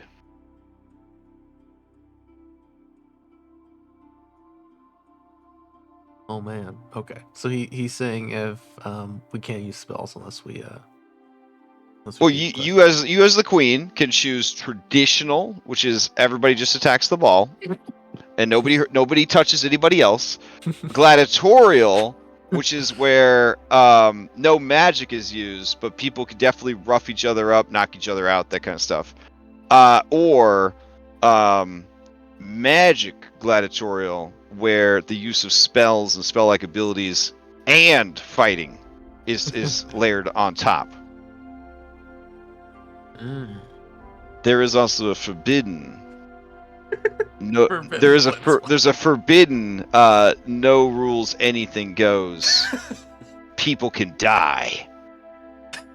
Let's not have anyone die. But the king who came up with that did not stay king for long. There was a little bit of an uprising. He was thrown into the chasm. So.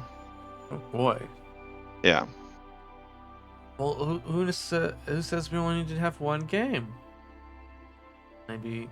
I mean, in the grand scheme of things, we probably only have one game. Oh right, yeah, we're not having another tournament arc. Yeah, so. no. That's not but yeah, does anyone have any ideas? I mean, I'll make the final call. We got a couple of spellcasters, but I'm just saying, if any of the opponent team come out with pink I heads, guess we need to find out who's playing. Like, well, Hypatia is super tired and has used most of her remaining spell slots on sendings. So would happily sit this one out. I at some point shortly after the city, I would have messaged Chandra's and say that Anna did it. You should come see. It's pretty cool. And they're talking about doing sports. You should come keep me company. Mm-hmm. Aww. All right. Yeah, he arranges transportation as quickly as possible and brings as many others as are interested in joining him, including the king and queen of Mitros. Oh.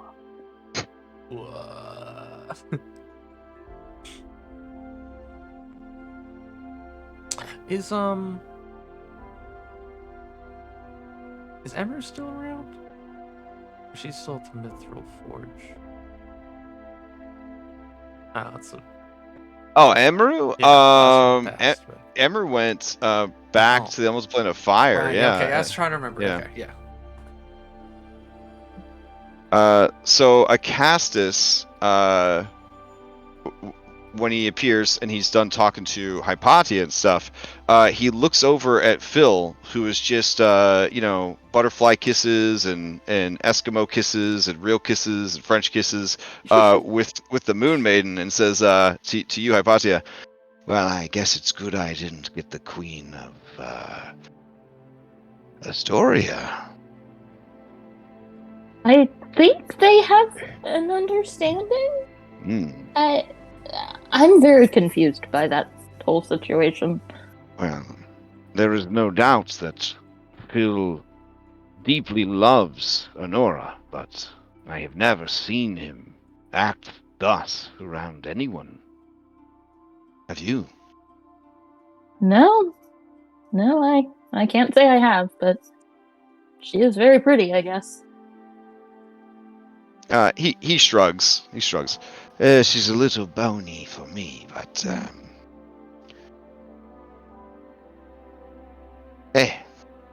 Yeah. So, tell me, what was the Promethean flame? It was a guy named Prometheus, in fact. An angel? I think that's what they're called. It, This but is it's similar to a fury in a way. yeah. It seems he was pure chaos and discord and strife, and we had no choice but to end him. Not something we could risk escaping into the wider world. That is what the creature sought, was to escape.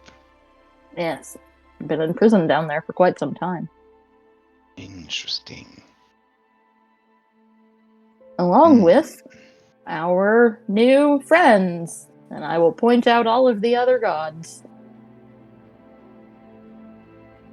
Yeah, he definitely took their measure when he got there. But as you point to all of them, he does give them like hard, kind of discerning looks.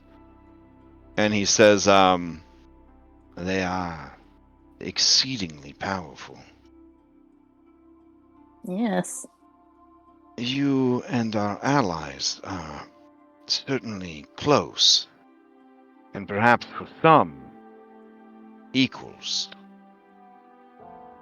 But a few of them, is painful to look upon them.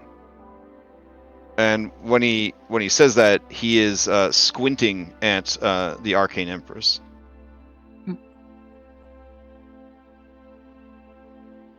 I frown a little bit at that too. And they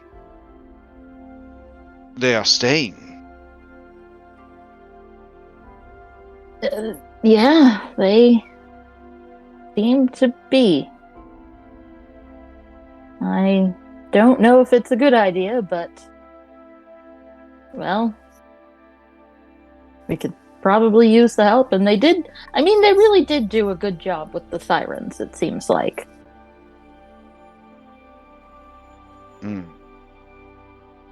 So I guess maybe we should give them the benefit of the doubt. Maybe.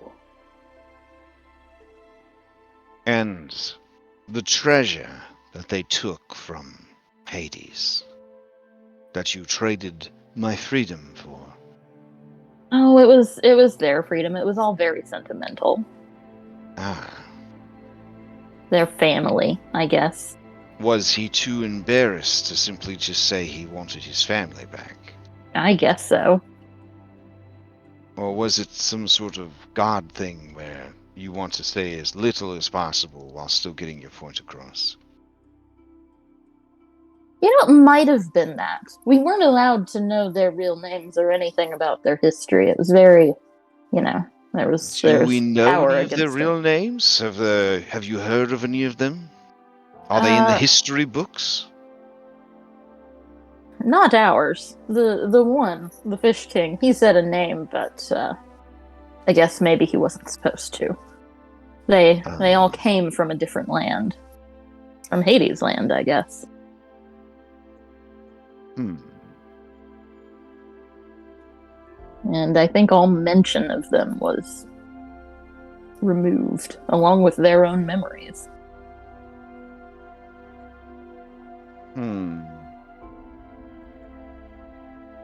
It feels somewhat to parallel the fate of the other Titan siblings. To be expunged from history. It does a bit.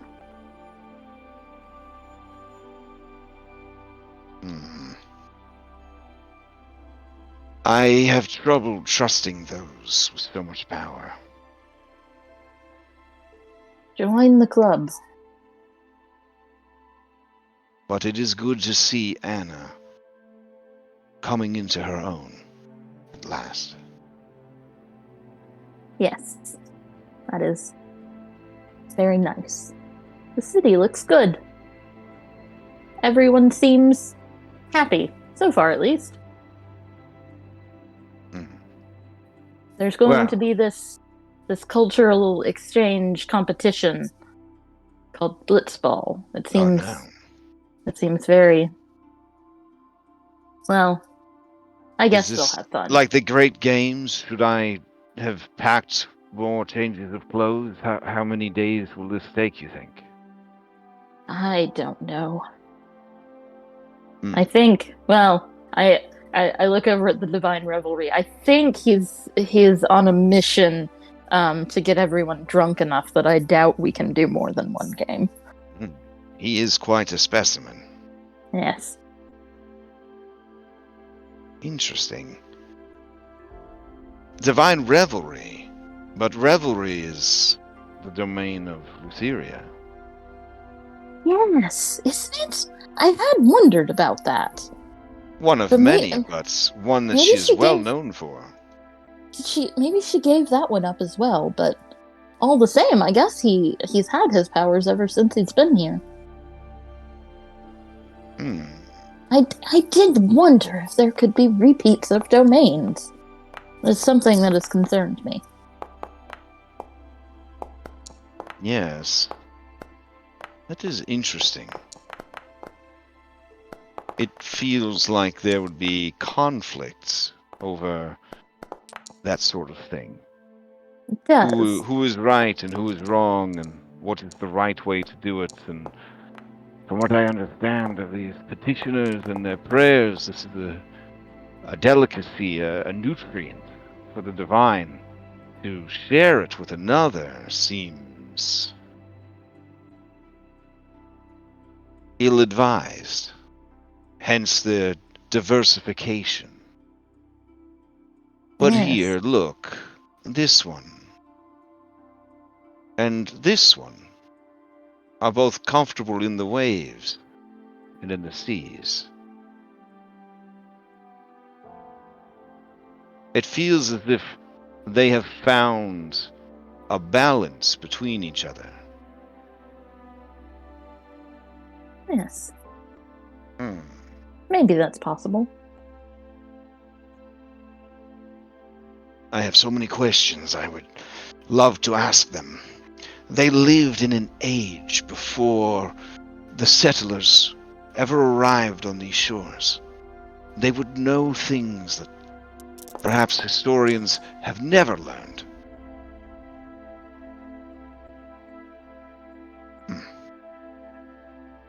I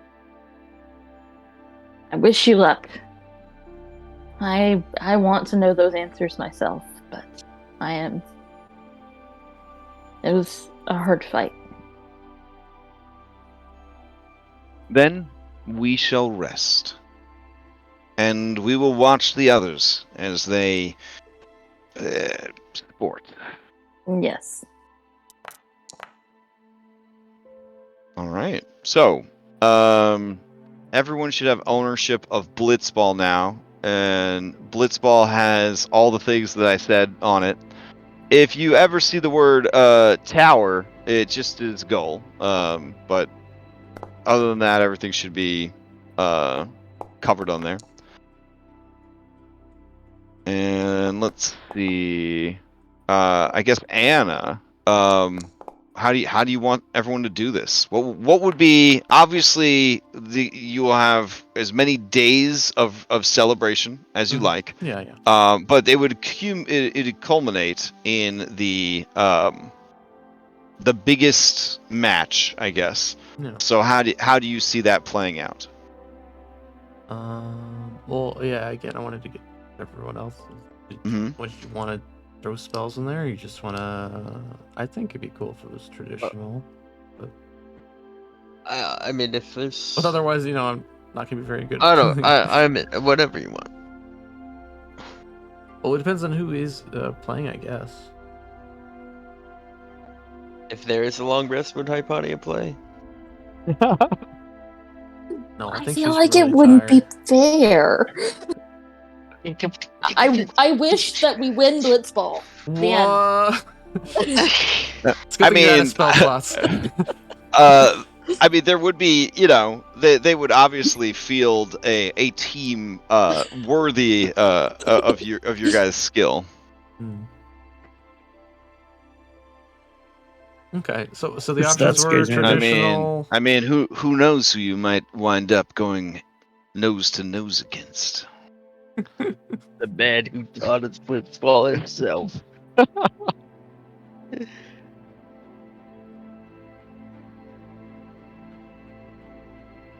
So the options were just traditional gladiatorial, we can hurt each other, and then gladiatorial with magic. Yeah. I will say, I do want gladiatorial at least, so I can grapple someone and not let them play the game. Hmm? That sounds fun. All right, yeah.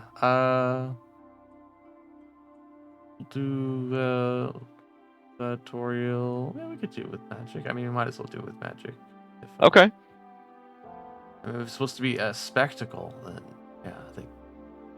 All right. So it'll be teams of 5 essentially. Okay.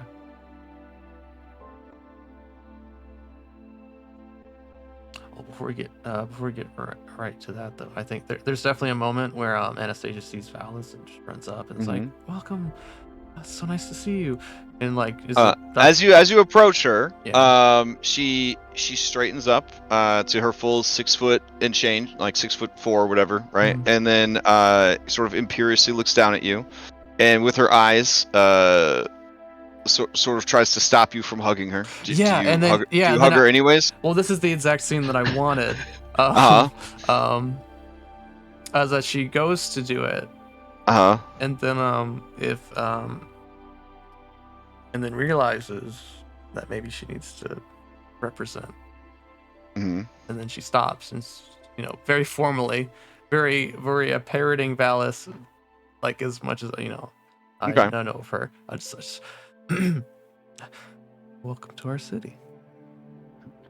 She gives you a half bow, not like a taking a knee kind of thing, and says, "Your Majesty, Queen Anastasia, my husband and I are humbled to visit your city, newly restored and ready to enter into a new age of history. You've done well, as my mother knew you would." He smiles and nods, and then obviously I imagine King Cassis is there too. She'll nod. Oh to him yeah. as well. He looks at you and he says, "This place is a mess. Don't worry, Mitros gets destroyed all the time. I'll send some of my best builders and engineers over to help you."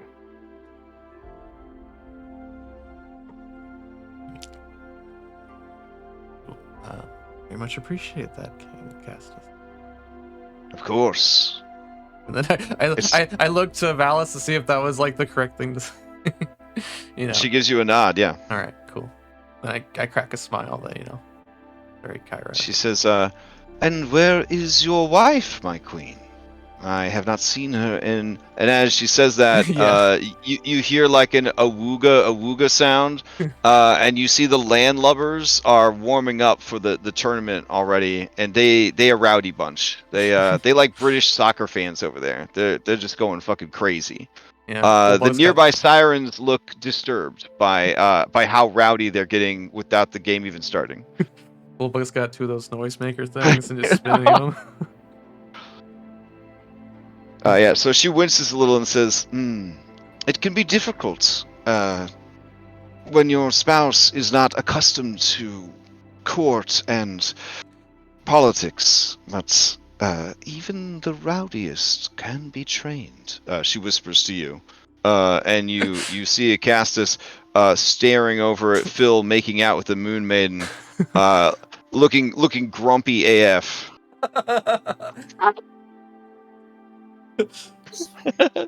Sire's gonna lean over to Philippocles and say, "Wait, are we supposed to be acting like political dignitaries? I've never really Whoa. understood that. Oh yeah, these two technically kings over here. Yeah, it's just like just chilling, drinking some brewskis. Yeah. I mean, what's more political than what I'm doing right now? And he looks like he's not going to give you any more attention as he turns back to the Moon Maiden. Okay. All right, yeah, that's exactly. Yeah. That was wonderful. Mm. Exactly what I want. I wanted Valis' approval. On the right track. All right. I find them good seats, obviously. I guess. Oh yeah.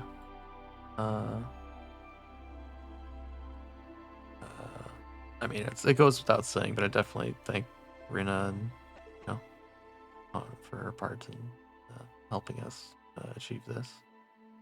Remember, the Dragonlords will be allies of the sirens. That sort of deal. Nice. And if she wants to play Blitzball, that's cool too. If she wants. Yeah. Don't tell her, but she's sort of not in the same power level like division that that you're in now. So like she and the Landlubbers would probably be in like day 1 or day 2 of the tournament Mm-hmm. kind of deal. Yeah. All right, excited. Okay. So what 5 people are you guys gonna field?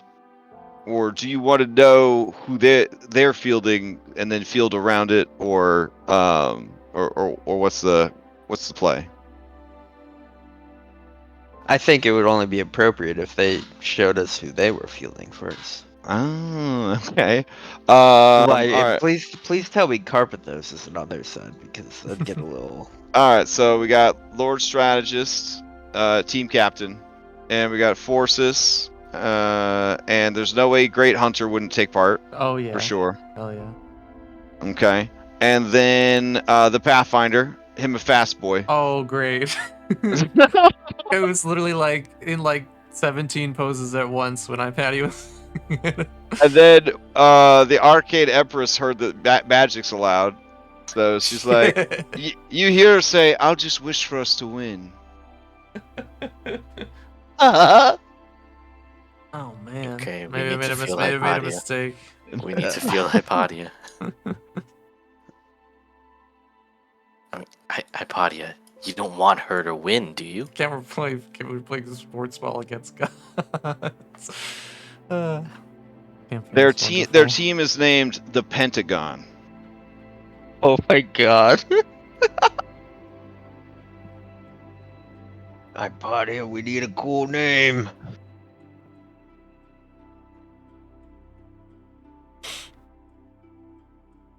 Hypatia may have muted, or Yeah, maybe. sorry.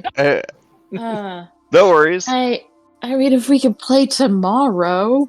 Oh yeah. I'm It sounded running like a dry. 3-day. It sounded like a 3-day festival at this point. Yeah. Yeah, that sounds good. I mean, another important question is gonna be, do we still have all of the boons that they gave us? Can we use them against them? Absolutely not. No. Well, some of them lasted 7 days, but assuming they take it away. Oh no! You know what? If they gave you boons the last 7 days, they would still be there. Only some of them. Oh, Yeah. man, I really wish I would have taken that swim speed boot. Guys, I'm playing goalie. I'm playing goalie. Yeah. Play goalie. Not a bad idea, honestly. Yeah. Yeah, I have the swim speed. It's for 8 days, so. Yeah. Forces says, "Oh man, I'm playing goalie too. That's because they put the best team person on the goal."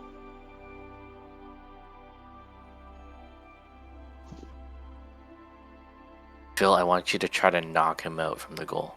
Bullbug rushes up and says, "I'm off for the goalie, Phil. He's incredible." Yeah, if you're the goalie, then I don't know if I should be the goalie, because I won't be able to do as good as you do. Oh, you just want to make out with your new wife? I could be the goalie if you just want to sit this one out. Oh, that's a good offer, but you know. I my heard hands Kyra are make a tied. joke to Anna when she was looking at the Lord Strategist from behind, and she said, sometimes it's nice to play for both teams. So I could just play for, like, my team and your team. That's kind, but I mean, my hands are tied. What, you gonna play with your hands tied? Are you not? No, I need them to hit the ball. Oh. And, like, you gotta go spread out like this. And he spreads, he looks like he's doing a jumping jack in place. To cover as much of the goal as you can. It helps to be big. But honestly, this is our winning strategy. We score 1 point, and then we just swim around with the ball until the time runs out. It's hilarious. They get so mad. I thought they were trying to make you not be able to do that. Yeah, well, you know, I know the queen. Well, the queen's playing with me, so. Yeah, there you go. I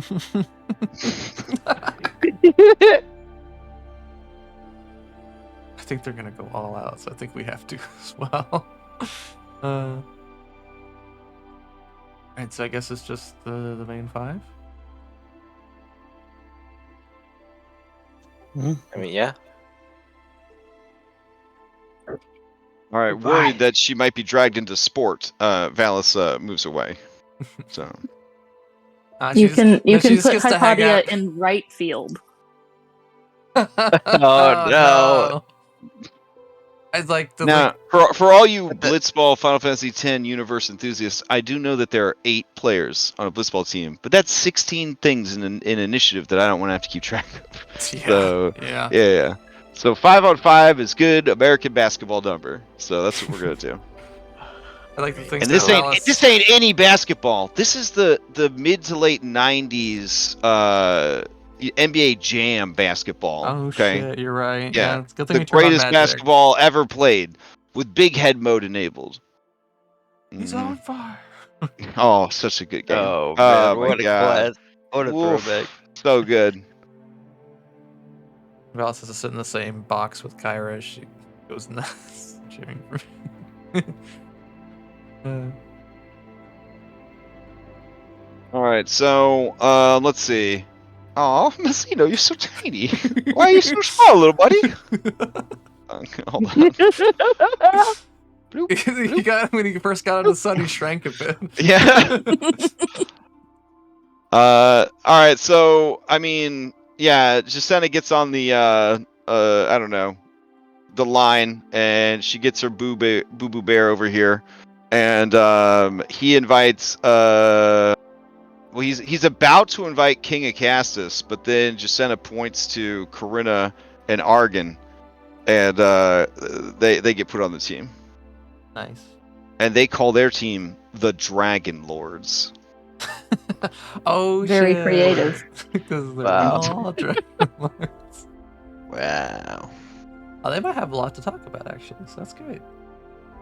I'm hanging out. Acastus looks so sad. He thought he was gonna get to play. All right.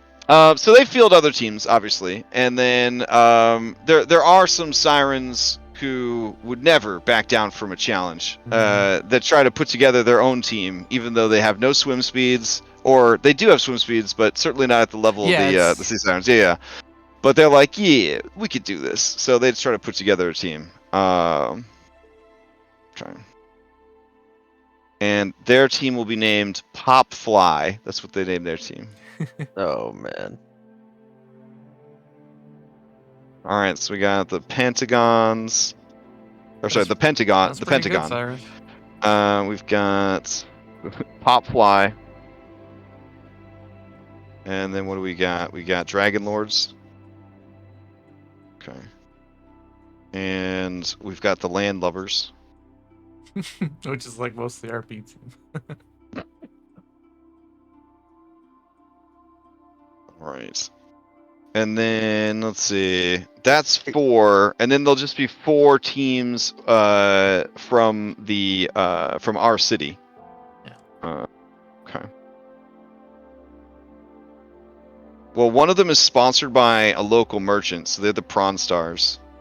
Yeah, I imagine that dude was just sitting at his little desk in a prawn shop, just like counting his money, and then the city starts moving. He's like, "Oh shit!" Everything falls over. Oh yeah. You guys do you do see a Castus Avalis out on a shopping trip, and they do seem to duck into the prawn shop at one point. So. Oh man, I hope Ariel's having a great time up on the surface. First time. Oh yeah, she has a sponsor team also, the Dingle Hoppers. Amazing. Okay. There's a non-sponsored team, sort of like. Do you guys remember For the People, the champions For the People? Yeah. Oh my god.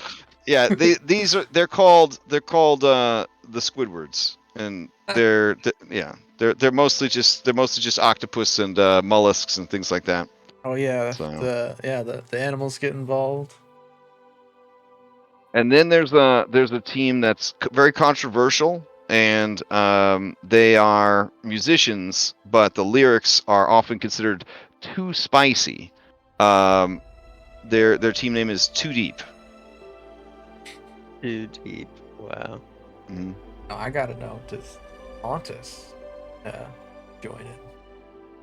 Oh wow. Okay. I mean, he would only join in if you. Well, I guess when he hears that you're joining in, he would sort of offhandedly say, so the Queen wishes to play at the sport of our people. I used to play a bit in my youth.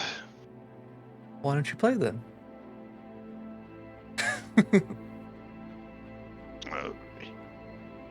All right. And so, yeah. All right.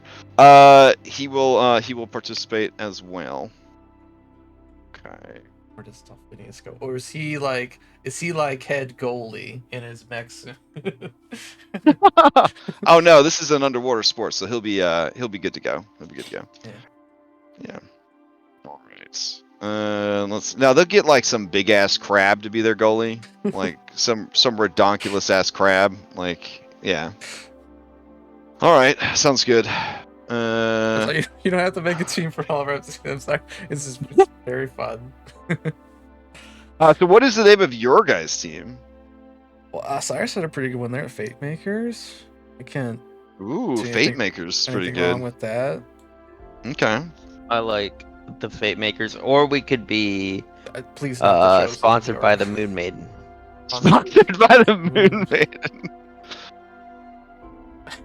Are you just wearing like advertisements and like you see you see Phil in the 3 days of revelry. He's got a new tattoo. It's a crescent moon on his left pec. I mean, that would probably you could probably pick a pretty dope tattoo out of that.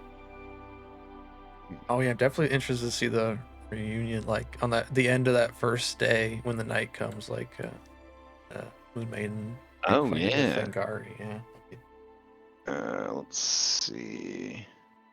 Oh, and it was just a full moon the day before, so it would be a waning gibbous. Yeah. So obviously the first day is spent resting and recuperating and planning. Things are strange, and the sea sirens are more comfortable at night. At night. Well, yeah, they're more comfortable at night because the sun is scary. Yeah. The sky is scary, and the stars are. Everything's pretty scary. A lot of people are kind of sad because they like being submersed in water, and their homes are mostly drained of water now. So they're trying to view it as sort of a new experience. But many of them do sort of seek out sort of like pockets of like cavernous pockets in the stone that is supporting the city under the water. Oh, yeah. So that they don't have to see the sky and they can be submerged in the water. But there are many that are bravely kind of staying above the surface and just staying near the water to kind of stay hydrated and things like that. Yeah, But I have a lot of ideas for what the city looks like once it, comes fully, rebuilding it and fixing it. There's definitely probably a mirrored city situation where there's definitely like buildings and stuff underneath the water.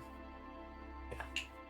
And true to his word, the Divine Revelry does provide food and drink in abundance for all palates and all diets. And very quickly, people are relaxed and confident and loose-lipped and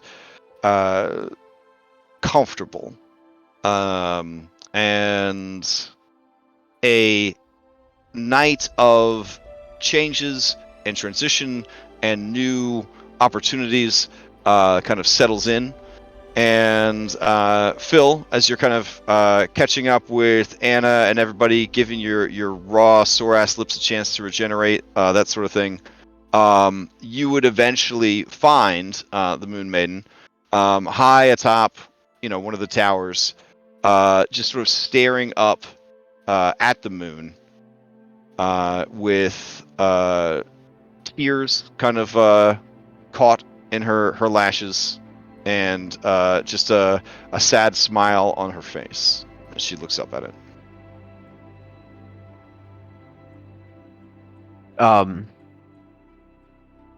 Yeah, Phil would approach her and you've been apart for I can't even imagine how long. Don't feel like you need to stay here for me. You should go to her. She blinks her fat ass lashes together, and you see the tears kind of mush together there in the lashes, and then she wipes them away, and she looks at you and says, "You do me another kindness. Your heart." And she kind of puts her hand against your chest, and you feel your heart beat way faster. There was a boy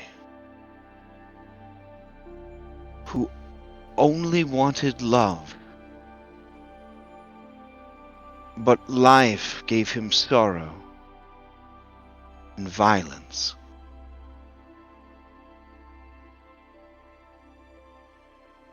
When a wound heals, it often heals stronger than before. Muscles are torn apart by battle, by exertion, by training, only to grow stronger each time. In this way, the boy's heart, it grew muscles around it, burying that soft, kind heart so deep.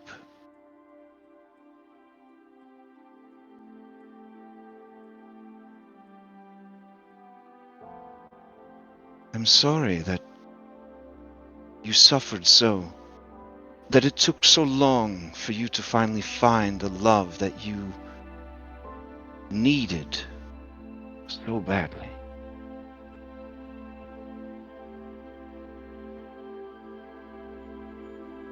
But I want you to know that I see it, and I feel it,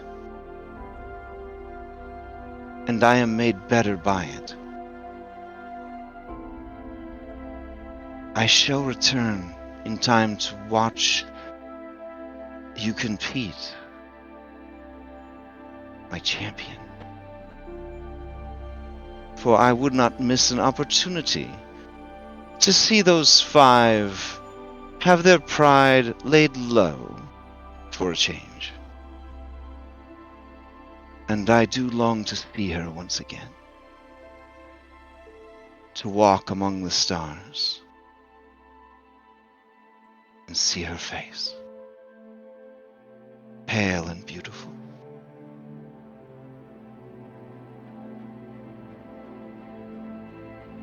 Hello, nod. Yeah. And she starts to like walk upstairs that don't exist, and you see her sort of melting into like the Nyx as she sort of vanishes.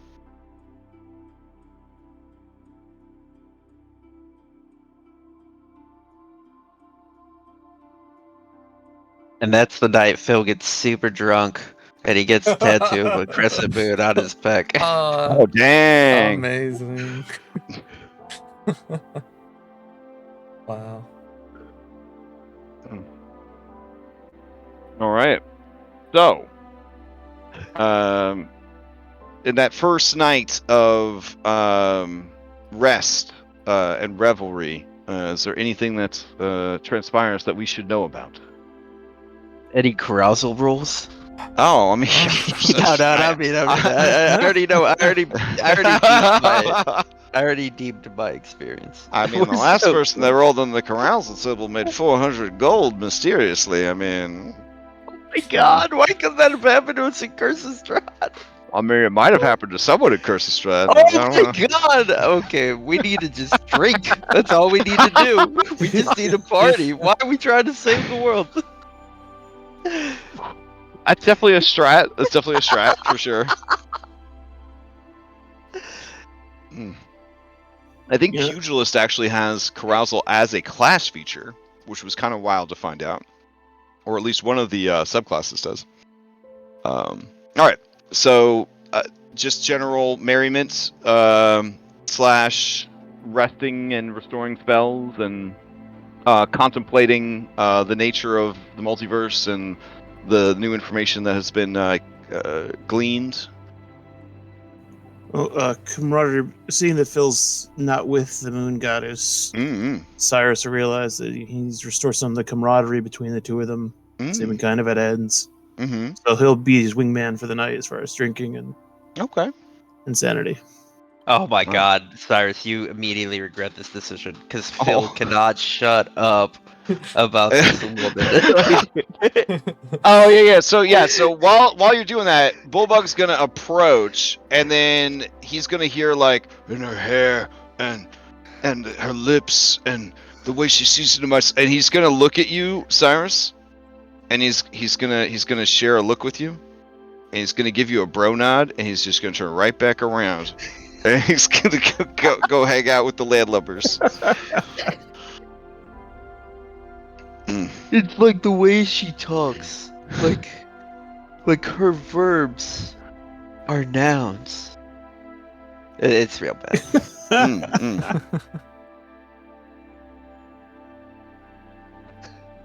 All right.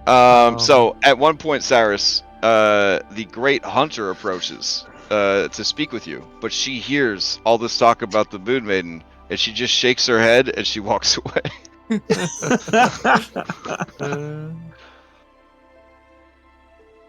Reset, the Lord Strategist, seeks you out and says that drinking dulls the mind and confuses the spirit, but what strengthens it the most? And you hear the clack clack of tiles. Sure. Okay. As long as you don't mention the spear ever again. Oh. Now that my memories have returned, I even know exactly whose spear that is. And you know what? Keep it. That guy is such an asshole. Alright, it's good with me. Alright. Cool. I think it's gonna be talking and with people for like the next Oh right, yeah. Talking with everyone. But then there's eventually some quiet time. And like she seeks out her sister and just breathes a sigh of relief that it's Oh yeah. I mean, she embraces you, and she just says, "Today has been so much, more than I could have ever imagined, and The marvels, the wonders, they never end. How does your heart not explode? How does your mind not come unraveled by the things that you see and experience?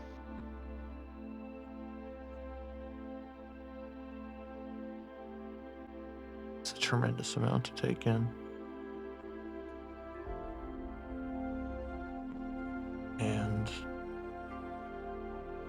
no, as long as I have someone to share it with, it doesn't feel like too much. We've got a lot of work to do. She smiles at you and says, What can I do to help, Your Majesty? She kind of like buffets her with her wing playfully, like, don't ever call me that. You know, I'll always be Anna.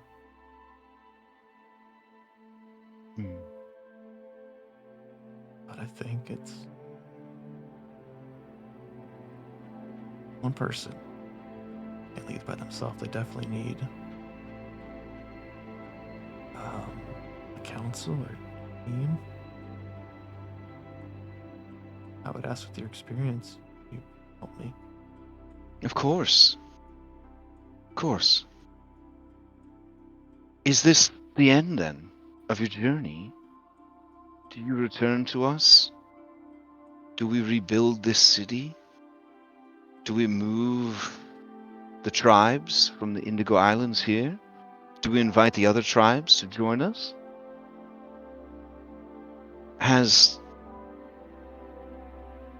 And she kind of smiles and says, have you finished walking your path, Anna?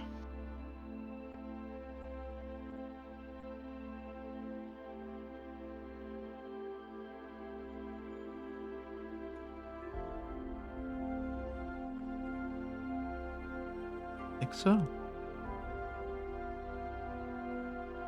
I want to make a city a place where all are welcome. And come and go as they wish.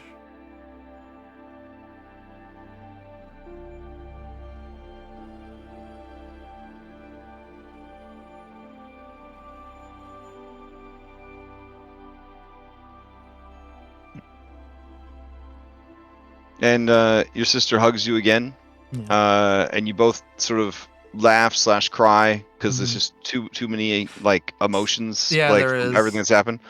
And then the camera kind of like tilts up from you guys and like pans to the beautiful stars above, and then Chandras excuses himself from the quarters that he and Hypatia share, and he then enters narration mode, and he says, hold on. He says, And so, Queen Anastasia thought she had reached the end of the path. All around her was contentment and celebration. And here would be the perfect place to end our story. With paths walked, godhood assured, and peace prospering.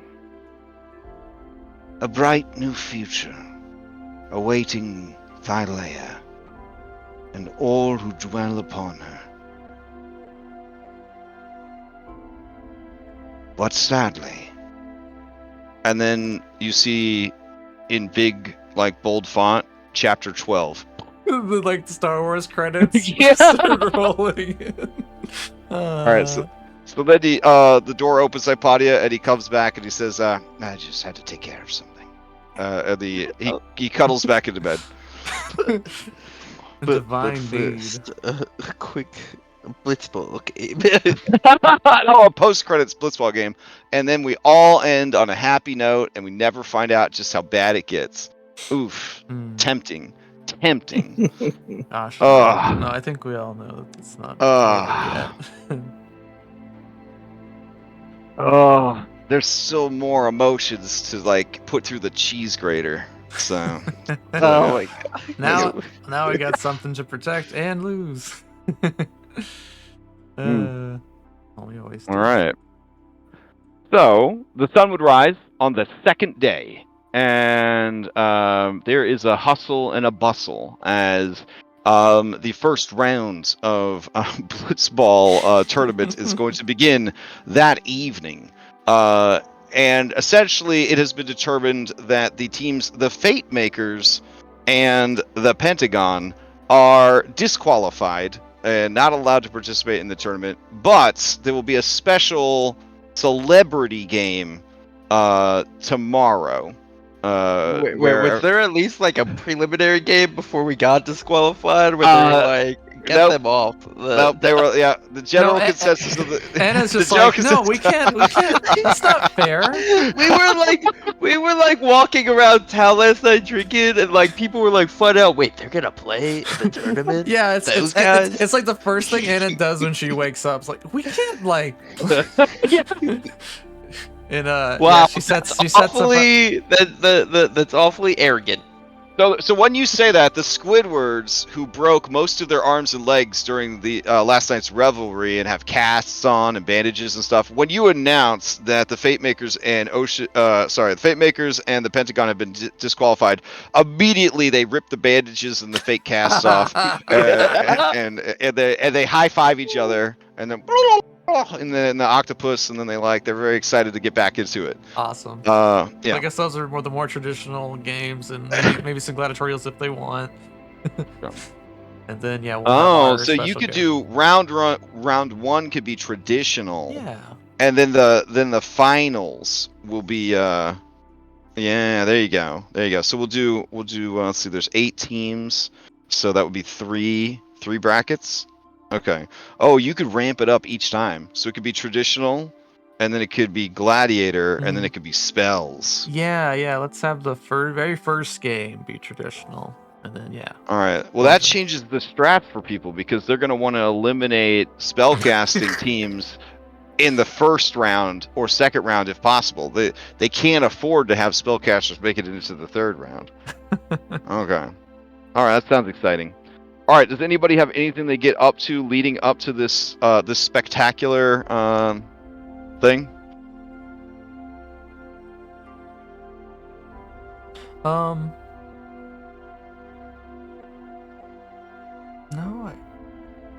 There's. No, never mind. No. Well, no, I was thinking there would probably be one more seed last night, but that would be with Anna and Kyra, and maybe Kyra shares the golden apple, and then it's Anna's first golden apple. Oh, yeah. Okay. And then I just like, would you share this? I know you love these, Kyra. You can have it. And then she just breaks off a piece and gives it to me, and that's. So I'm gonna be honest. Having no actual like divine spark or divine blood, right? Like, I mean, you have divinity in so much as you were trained by and bound to soul. It might just taste like a normal apple to you. You might not. That's you might fine. not really. Yeah, you might. That counts. The Kyra, who since we met her when the first time golden apples came up, she was a little menace. Are you gonna do a deception or are you gonna do a deception or performance to be like, oh wow, oh my goodness, or are you gonna be straight with her that like, oh yeah, okay, it's an apple.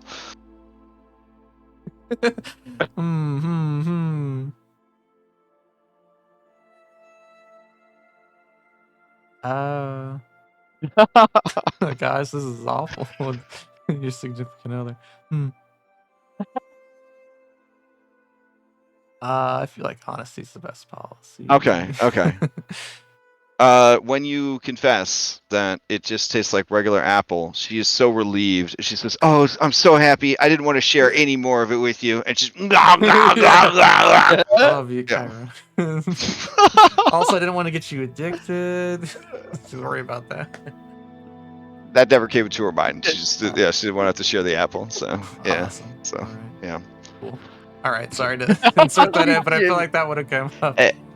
Anna, when you're addicted, you want other people to be addicted too. That way you feel less bad about yourself.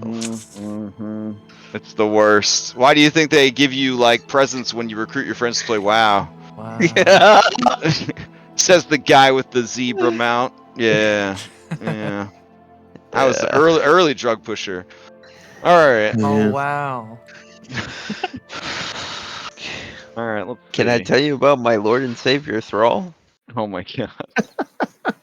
I hope he's doing better than Big Booby Goth Elf Mommy, because she had a rough run. She had a rough run. Oh baby. Yeah. They really dragged her character through the mud. I know. That is the closest I could come to understanding how upset Star Wars fans are about the Book of Boba Fett. And that's all we need to say about that. So, yeah. Yeah, don't bring that up around me. Okay, fair enough. All right, let's see. Oh man, this Blitzball art. Amazing. All right, so let's see. We'll save the actual Blitzball music for your guys' match, but we'll play this get hyped for Blitzball music in the background. All right. Okay. I used to play like any Pokemon theme. All right. So what we're gonna do is, I think I'll put it to a poll, and you guys tell me via votes which team you think won each matchup. That seems pretty fair. All right. So let me see. I need 2 D4s here. All right. Okay. So first up is the First up is the Prawn Stars versus the Dragonlords. Yeah, I wonder who. Well, this is non-martial. This is traditional. This is non-gladiatorial. Oh. This is a traditional match. So Prawn Stars would have, first of all, probably unlimited attunement slots and a whole lot of unbalanced stats. Yeah. Interesting. Okay. Prawn Stars versus the Dragonlords. Alright. Okay. This is a reason 20 is the Can we maximum. get a reminder of who's in the Prawn Stars? The Prawn Stars are a selection of likable edgelords from all walks of marine life that are sponsored by the Prawn Shop.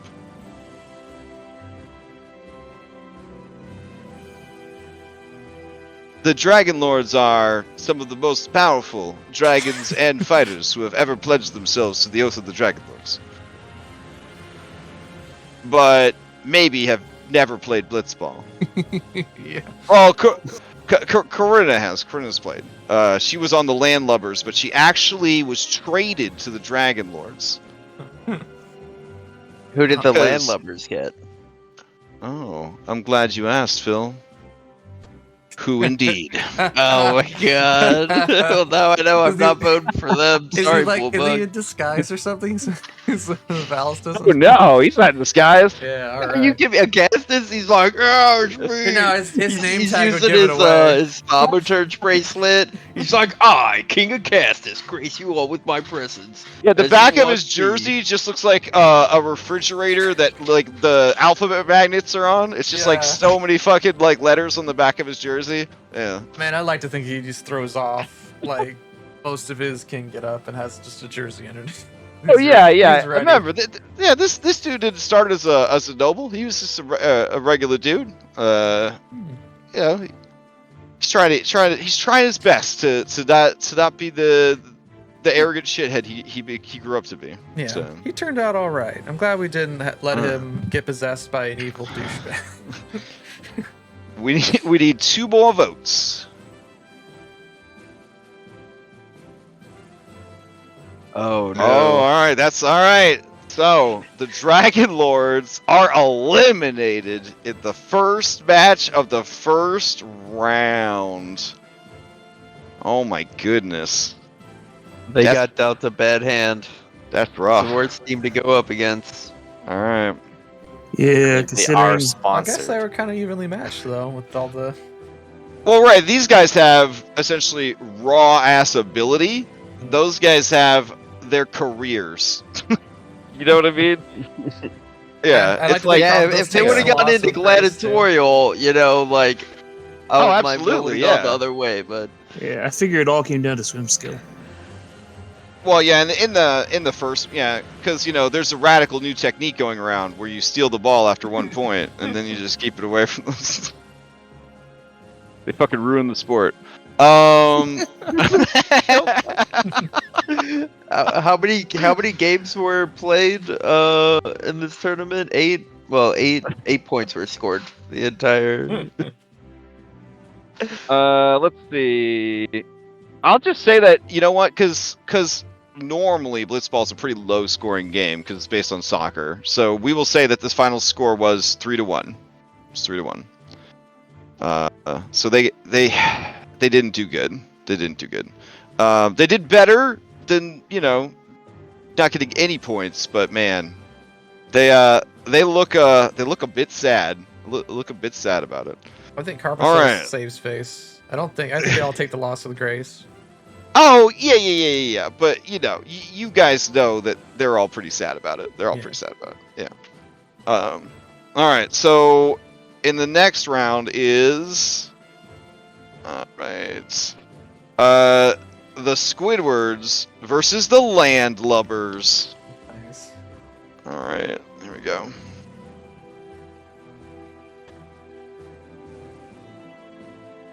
Alright, so match 2. The Squidwards versus the Landlubbers. And fight!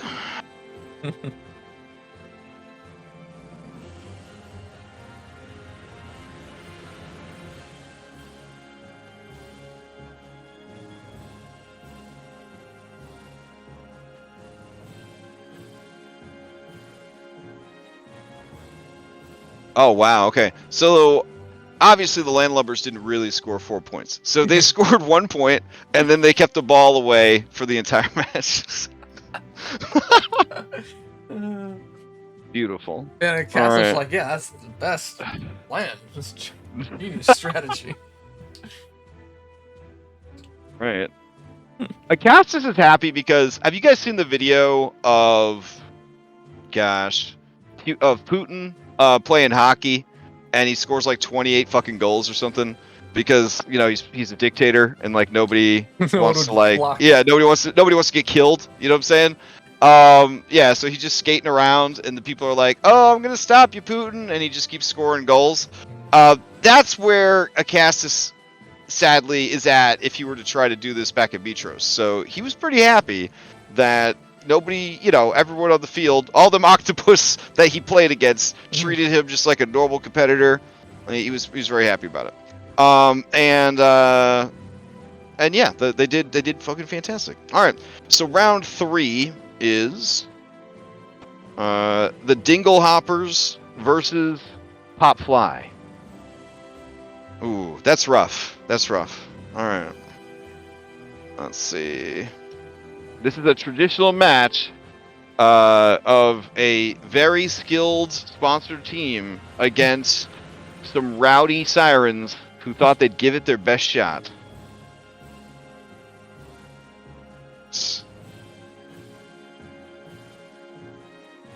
There you go.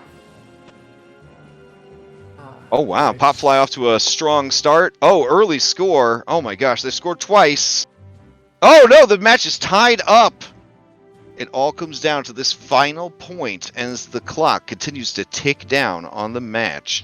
Who will make it to round 2? One more point. Oh! And the Dingle Hoppers at the last second eliminate Pop Fly from the competition. All right. That leaves, for round 4, Too Deep, which is essentially a naughty boy band of sirens who are also athletes, versus the Ocean's Oath with team captain Pontus, Dolphinius, Kayla, priestess of the old god, and 2 other jabronis that they are friends with that you guys did get to meet.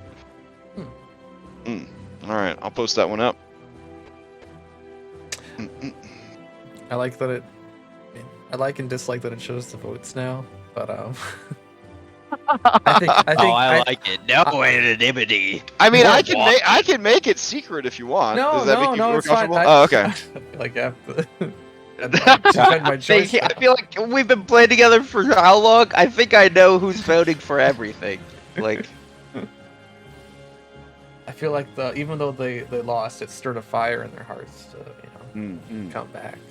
Oh yeah. We'll get them next year. Oh, they're hooked on We're they're not hooked on the forgetting. game. Exactly. Yeah, they're hooked on That's the game. what I was thinking. They did good. They did better than the Dragonlords. Damn. They did. All right. The match begins. Oh, early lead from Ocean's Oath. Oh, but too deep. Gets one deep in the goal. Oh my god. One of them says she's going to feel that tomorrow. Oh, he scores another one, and he says it's always better with 2. Oh, but then Ocean's Oath, Pontus says, you disgust me. And he does a backflip and kicks the ball into the goal, and that is that. All right. Man, imagine talking dirty in front of the former king. Oh my god. All right. Thus ends the first round.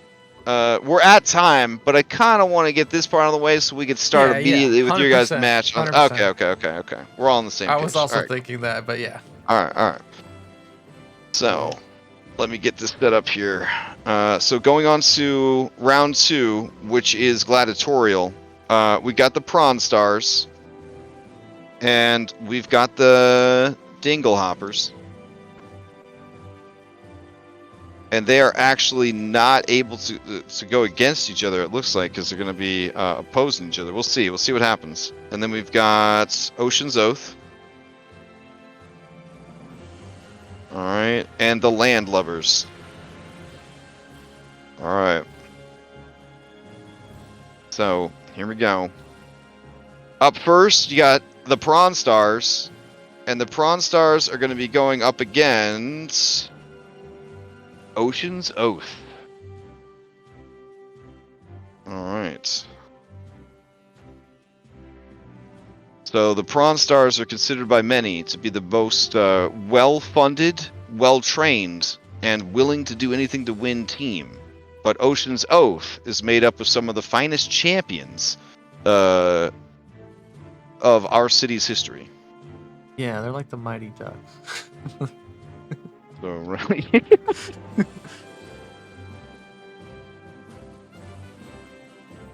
All right, so we've got Prawn Stars versus Ocean's Oath. Keeping in mind that they are able to bring to bear their combat skills, but not their spellcasting. Prawn Stars are going to be working real hard to try to target and take out High Priestess Kayla, because they cannot abide her incredible spellcasting skills going into the next round. Because the Prawn Stars are all willing to make seedy bargains and shady deals, many of them are Hexblades. All of them are. all of them are Hexblades. Oh, early lead from the Prawn Stars with an Eldritch Blast to the Pontus's face. Oh, no, wait, no spells are allowed. No spells are allowed. Yeah. Disqualified, DQ. Oh, no! Gotta set out the rest of the game. They're low on teammates They now. got disqualified. Yeah. They all teamed up on Kayla, and then nobody was watching the goal. And so Dolphinius just scored over and over and over again. Okay, let's cast The highest score in the history of the game. The history of the game. The Babe Ruth of football. Yeah, this world is into some, I'm going to put it out there, some boring-ass sports. They got... No, that's not true, because there was some pretty spicy stuff in the games, but honestly, those were most of them were invented by Vulcan. He's kind of like from out of town, you know what I'm saying? So, yeah, he brought the spice. I think natively, their entertainment is pretty mellow, is 20 squares and slow sports. All right. I've been told by soccer fans and football fans, if you are, not in America, that if you can get into soccer, like every goal means so much more because there's so few of them. But as a kid that grew up on 90s basketball, I wanted a lot of points. Like, give me all the fucking points. I'm not going to wait 30 minutes for a point. Get the fuck out of here. Anyways. All right. So the remaining thing for the gladiatorial round would be the Dingle Hoppers versus the Landlubbers. Ooh. Okay. All right. So round 2, match 2, Gladiator, and we got the Dingle Hoppers. I think it might be. We'll see. We'll see what happens. Dingle Hoppers versus, the Landlubbers. All right. Kyra has no intention, I don't know if this will change your vote, of assuming her draconic form, even though this is a gladiator match. So, here we go. Kyra watching real hard to see where Queen Anastasia places the vote. Oh, there's a early lead from the Landlubbers. They begin their strategy of swimming around aimlessly with the ball, but the Dinglehopper score a second point, forcing the Landlubbers to actually play blitzball. They manage to score a second goal and begin swimming around. Bullbug sticks the ball in his horns and just kind of curls up into a ball. They beat on him for several minutes, and then it is time. The siren population is furious. The Landlubbers are the wrestling equivalent of a heel, as far as they're concerned. If anyone could ever defeat the Landlubbers, they would become instant heroes in the hearts of the people. The Queen's wife, in very unsportsmanlike behavior, pulls down her eyelid, sticks out her tongue, and then pulls down her shorts to moon the crowd. Wow. The Queen's wife.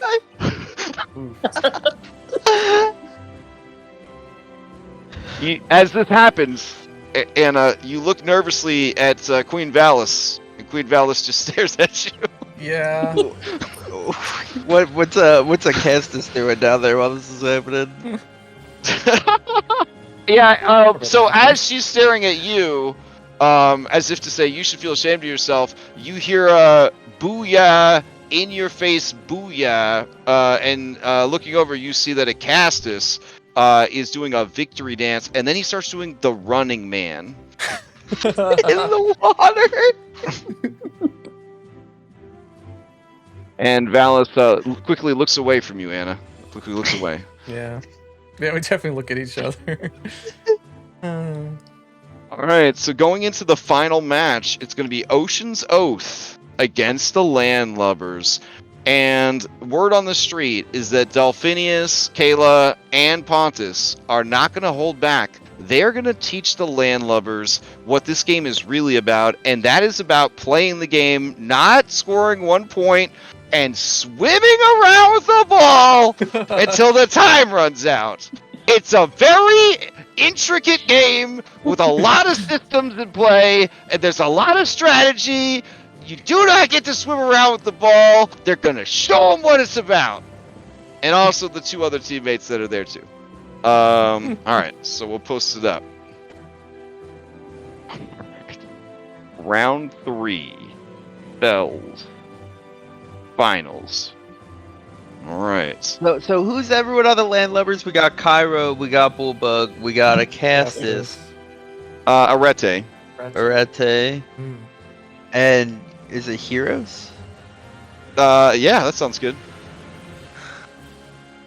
Alright, well, I'm in. It's gonna be a hard vote. Alright, hold on. Ocean's Oath, and then Landlubbers. Alright. Here we are in the finals. Magic is allowed. Oh, well, oof. Alright, magic is flying. People are confused. Very confused. Uh-oh. the strategy of scoring and swimming around with the ball is not working. Ocean's Oath is not going easy on them. Oh, they have charmed Bullbug. Bullbug has handed the ball back over to Ocean's Oath's Priestess Kayla. Priestess Kayla is setting up King Pontus for his signature backflip kick. Oh no, and it lands. Oh, with the goalie charmed. No one was there to stop the shot. And Ocean's Oath wins the tournament. The morale of the Siren people skyrockets and is through the roof. You see down on the field, it looks like one of the players is starting to transform into some kind of huge bat-winged monstrosity. Hold on. They're tackled to the ground by that old guy with the beard. They seem to have calmed. Oh, the pig sat on the two of them. Oh. And there it is, folks. Landlubber's reign of terror has been brought to an end, and the sanctity of the sport has been restored. For now. till tomorrow. sorry. And then, in the stands, Chandra says, my love, I'm gonna go get us more refreshments. and he goes around the corner and he says, And the announcer thought that the sanctity of the game had finally been restored. But he didn't know what was going to happen tomorrow. and that's what we're in the session. Oh yeah, and then he comes back with Drakes. He says, Yeah, sorry about that. I had to see. All right, so there you go. Ooh. We will They haven't resume seen it. next week. Oh, what's up? Said they haven't seen anything until Indigo Isles hear this and Team Gerblin gets here. Oh Oh, man, no. Team Gerblin. It feels like a one shot waiting to happen, like a blitzball tournament for Extra Life. You know what I'm saying? Like that would be like a PvP blitzball tournament. Oh my god, and you get a bunch of different people, and you actually slot it. You actually slot it. That'd be pretty good. We could do 3-player on 3-player with 2 NPCs on each team. I feel like would be the max. I wouldn't do 5. I wouldn't do 5 on 5. There's no way. There's no way. But yeah, 3 and 2 seems good. Oh man, and then people, that'd be pretty cool. You'd have to do some kind of equity to it though, where they, everybody has to like build at a certain like level, you know what I'm saying? And then so it's somewhat equitable. But man, it'd be pretty cool. Well, I mean, do you though? Because I feel like people enjoy D&D for different reasons, and while like some people would show up with like, here's my coffee locked circuited with Eldritch Blast that pushes the ball with Eldritch Blast, and then you've got Will showed up. I thought this would be great for my slime sources. It'd be. Oh no! I mean that the teams would be fielded with characters from games that have been played on the server. Oh, okay. Yeah. So we wouldn't want like level 20 characters to have an unfair edge against characters whose campaigns never went that high, kind of thing. But it could be pretty funny to see like that would be like our multiverse of madness blitzball edition. Yeah, I know exactly. I feel like at some point Lodish does show up and like maybe sits down next to Hypati and gets some ideas in her. Actually, it doesn't, because we've done like multiple sports things, right? Yeah. It could be like one round is like people don't know what each of the rounds is, but like each round is a different game, and like like Mario Party. Yeah. So like man. so like the first entry round, everyone knows they're making a blitzball character, and then they show up to the next round thinking they're playing blitzball, and then they're playing volleyball or something, like. Mario Kart, Kyra Kart. No. Oh no. I want to say that went smoother for Mythic, but I mean it did. It went a little bit smoother, but it was still a hot mess for Mythic too. Yeah. As befits the name. So, quick announcements. Tomorrow night we've got Abomination Vaults. Every week when the session ends and we're all still alive, I feel like that scene in Pulp Fiction where there's just bullet holes all over the wall, perfectly outlining us, and I'm just like, all right. So that's happening. And then also Cyberpunk Red continues. Wednesday, we're going to play some more Dragon's Dogma. Thursday, Curse of Strahd Nightfall. Friday, we're going to do some vodcasting. Saturday morning, Red Hand of Doom continues. And then we've got Sunday morning, Curse of Strahd Daybreak. And then Sunday evening, Mythic Odyssey. They are currently dealing with the Area of the Rock. Oh Nice. wow. Yeah, so that's what they're working on right now. I remember when you got crit for like 500 damage and lived or something. yeah. And then we've got this game on Monday. So does anybody have any announcements to make? Any games you're trying to fill or find people to play games with or anything like that? No? Yeah, I might have a spot or two for a game this Friday night.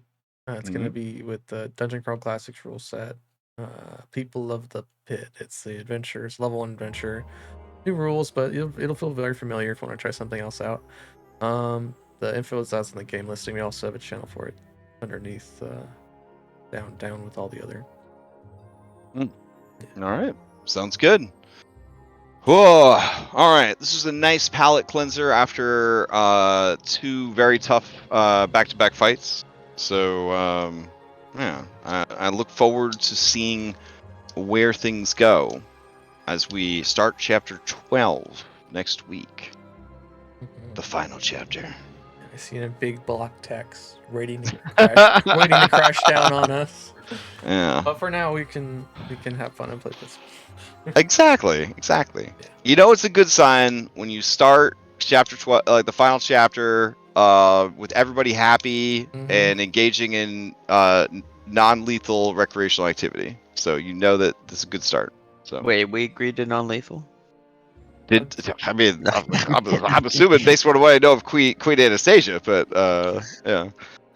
No. With the Huntress on their team, I want non-lethal. I saw what do you mean? could I'll do. take her down. Oh, it's gonna be spicy next week. Oh my god, trash dog. So the secret shot the Scylla. The secret here is just remembering that you're playing blitzball and not killing each other. That's going to be the big secret. Yeah. Wait, there's a ball involved? What? Yeah. I'm just waiting for these for 2 particular people to just keep wishing that they won, like back and forth. So as the timeline is scrambled. No, please. Oh my god! Do not summon the beer consider. Yeah. In a totally nonchalant voice, she would just say, "If you don't think I'll rewrite the entire timeline to win, better think again." I wished you forgot how to use the wish spell. Oh no! Oh my gosh. Well, we'll see what happens. All right. Hope everybody has a good week, and I'll see you next time. Oh. So, would this be a milestone?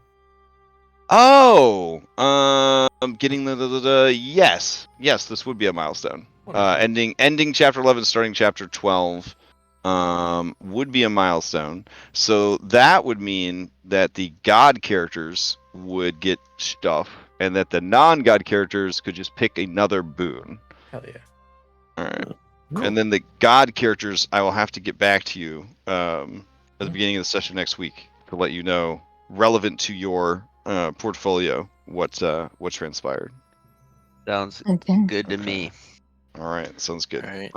Have a good night, guys. Night, everyone. Thanks for playing. See you next week. Bye. Bye.